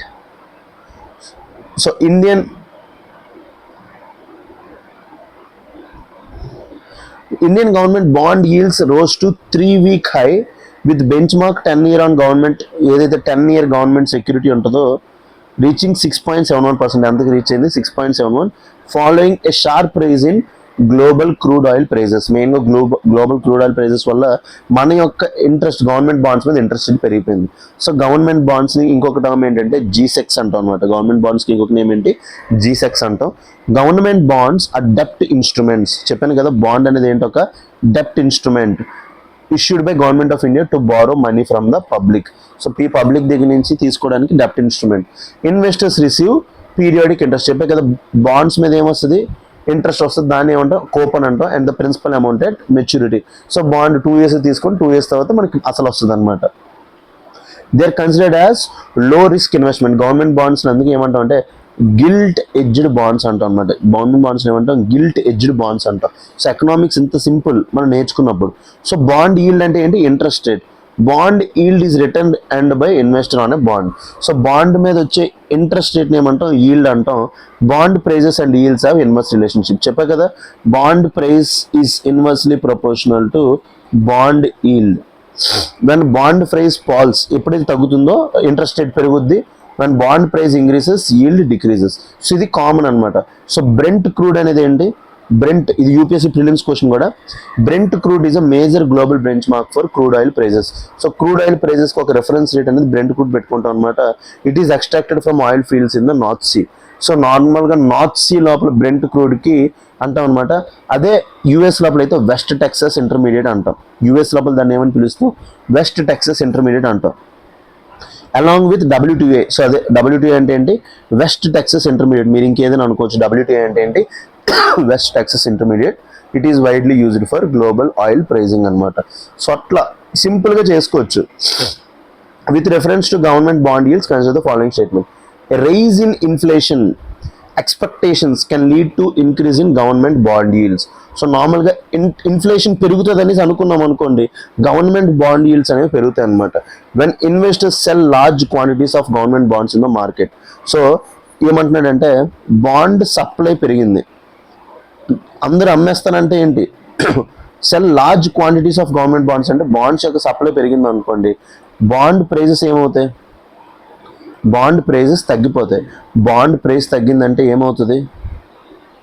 when bond supply increases, bond prices decreases. Bond price decrease అయితే ఇందాకే మాట్లాడుకున్నాం. బాండ్ ప్రైస్కి ఇంట్రెస్ట్ రేట్కి ఏముంటుంది? Inverse relationship. Interest rate increases. So when investors sell large quantities of bonds అంటే దాన్ని ఏమన్నా? Bond supply increases, bond price decreases. Bond price ఏమవుతుంది? తగ్గిపోద్ది. అప్పుడు ఏమవుతుంది? Bond yields tends to rise. మనం చెప్పిన ఈక్వేషన్ బట్టి సెకండ్ స్టేట్మెంట్ కూడా రైటే కదా. సో correct answer to this question is both 1 and 2. So ఇంత simple and economics. So higher inflation ఏమవుతుంది, reduces real return on bond, so investors demand higher yields. So నార్మల్గా రియల్ ఇంట్రెస్ట్ రేట్ అంటే ఏంటి, నార్మల్గా మీకు 7 రూపీస్ ఇంట్రెస్ట్ రేట్ ఇస్తాను అంటున్నాను, but inflation 5% ఉందనుకోండి, మీకు ఎఫెక్టివ్గా వచ్చేది 2% అనమాట interest. So higher inflation reduces real returns. So అందుకే ఇన్వెస్టర్స్ ఏం అడుగుతారు, హైయర్ ఈల్డ్స్ అడుగుతారు అనమాట. So correct answer to this question is both 1 and 2. So ఇంత ఈజీగా ఎకనామిక్స్ సాల్వ్ చేయొచ్చు. సో బాండ్ ప్రైస్ బాండ్ ఈల్డ్కి మధ్య కాంప్లెక్స్ రిలేషన్షిప్ మీకు చిన్న ఆర్టికల్లో చెప్పేశాను. డయోమోనియం ఫాస్ఫేట్ గురించి మాట్లాడుకున్నాం, యూరియా గురించి మాట్లాడుకున్నాం, ఇజ్రాయెల్ ఇరాన్ వార్ వల్ల ఏమవుతుందో, ఒబిసిటీ లోపల పిల్లల లోపల 2nd ప్లేస్లో ఉన్నామంట. ఒక famous disease metabolic dysfunction associated steatotic liver disease, MALSD, ఈ డిసీజ్ గురించి మాట్లాడుకున్నాం. ఫ్యాటీ లివర్ నార్మల్గా మందు తాగిన వాళ్ళు ఉంటుంది, పిల్లల్లో కూడా ఇప్పుడు వచ్చేస్తుంది, ఫ్యాటీ లివర్ వస్తుంది. BMI గురించి మాట్లాడుకున్నాం, మీ అందరికీ చూసుకోమని చెప్పాం. ఎవరెవరైతే కూర్చొని తింటూ చదువుకుంటున్నారో, మీరు అందరూ అనుకుంటున్నారు మేము చదువుకుంటున్నాం అనుకుంటున్నారు, కానీ యూఆర్ కన్జ్యూమింగ్, మీరు అందరూ కూడా కరెక్ట్గా లేరు. మీ అందరూ ఎక్సర్సైజెస్ చేయాలి, కరెక్ట్ ఫుడ్ తినాలి. BMI చెక్ చేసుకోండి. Next, archaeological survey of India. Antiquities అంటే ఏంటి, ఆర్ట్ ట్రెజర్స్ అంటే ఏంటి చెప్పాను. యాంటిక్విటీస్ అంటే ఆబ్జెక్ట్స్ గ్రేటర్ దెన్ 100 years. ఇంకా మనుస్క్రిప్ట్స్ అయితే 75 years, వాటిని యాంటిక్విటీస్ అంటాం. ఆర్ట్ ట్రెజర్స్ అంటే ఏంటి, సెంట్రల్ గవర్నమెంట్ డిక్లేర్ చేసేవాళ్ళు. So archaeological survey of India వీటి గురించి డిస్కస్ చేసాం. ఎందుకంటే తిరుమంగై అల్వార్ అంటే ఏంటి, విష్ణు భక్తులు. సో 12 అల్వార్స్లో ఆవిడ ఒక పార్ట్ అనమాట. సో అన్ని క్వశ్చన్స్ మిమ్మల్ని అడిగాను. మీకు ఆర్ట్ అండ్ కల్చర్ కవర్ అయింది, MG నరేగా స్కీమ్ లోపల national mobile monitoring system cover చేసాం. ఇది కాకుండా advance helicopter Dhruv. So Dhruv లోపల 4 వర్షన్స్ ఉంటాయి, MK1 to MK4 twin engine. So 4 అంటే MK4 వర్షన్ రుద్ర. సో దాని గురించి డిస్కస్ చేసాం. And next, strategic petroleum reserves ఎక్కడెక్కడ ఉన్నాయి ఇండియా లోపల డిస్కస్ చేసాం. విశాఖపట్నం, మంగళూరు, పాడూరు. 2nd phase లోపల చందీకోల్ ఇంకా పాడూరులో డెవలప్ చేస్తున్నారని చూసాం. సో ఇది కాకుండా లీగల్ ఫ్రేమ్వర్క్ ఏంటి, స్టేట్ హుడ్ ఎట్లా ఎఫెక్ట్ అవుతుంది క్లైమేట్ చేంజ్ వల్ల, న్యాచురల్ రిసోర్స్ ఎలా ఎఫెక్ట్ అవుతున్నాయి, మ్యారిటైమ్ గవర్నెన్స్ ఎట్లా ఎఫెక్ట్ అవుతుందని చూసాం. సో ఇవన్నీ కూడా కవర్ చేసాం మెయిన్స్ లోపల. And first R&D private sector లోపల కావాలంటే ఎట్లా సెబీ చేసే ఇనిషియేటివ్స్ వల్ల రావచ్చు. సో ఇన్ని కూడా ఇంత డెప్త్గా డిస్కస్ చేసాం. ఇట్లా డిస్కస్ చేసేవాళ్ళు చాలా తక్కువ మంది ఉంటారు అన్ని సబ్జెక్ట్స్ కూడా. So I request each and every one consider buying LTX classes. మీకు LTX క్లాసెస్లో బెస్ట్ కోర్సెస్ మేము ప్రొవైడ్ చేస్తాం అనమాట. So request each and every one, మీ అందరూ LTX క్లాసెస్ కొనుక్కోండి. ఎందుకంటే మన క్లాసెస్లో పాలిటీ, ఎన్వైర్న్మెంట్ నేనే చెప్పాను, ప్రెసెంట్ PT 365 కరెంట్ అఫైర్స్ చెప్తున్నాను. పాలిటీ అయిపోయింది, next economics current affairs start చేయబోతున్నాను. కాన్సెప్ట్స్తో పాటు కవర్ చేస్తున్నాను. Next science and tech, next environment మొత్తం నేనే చెప్తాను. So request each and every one who are interested buying LTX classes. మీరు కొనుక్కోవడం వల్ల నాకు కూడా ఇన్స్టిట్యూట్లో ఒక నేమ్ వస్తుంది, నాకు కూడా మంచి డిమాండ్ వస్తుంది అనమాట. So thank you very much. Will meet in tomorrow's analysis. Thank you.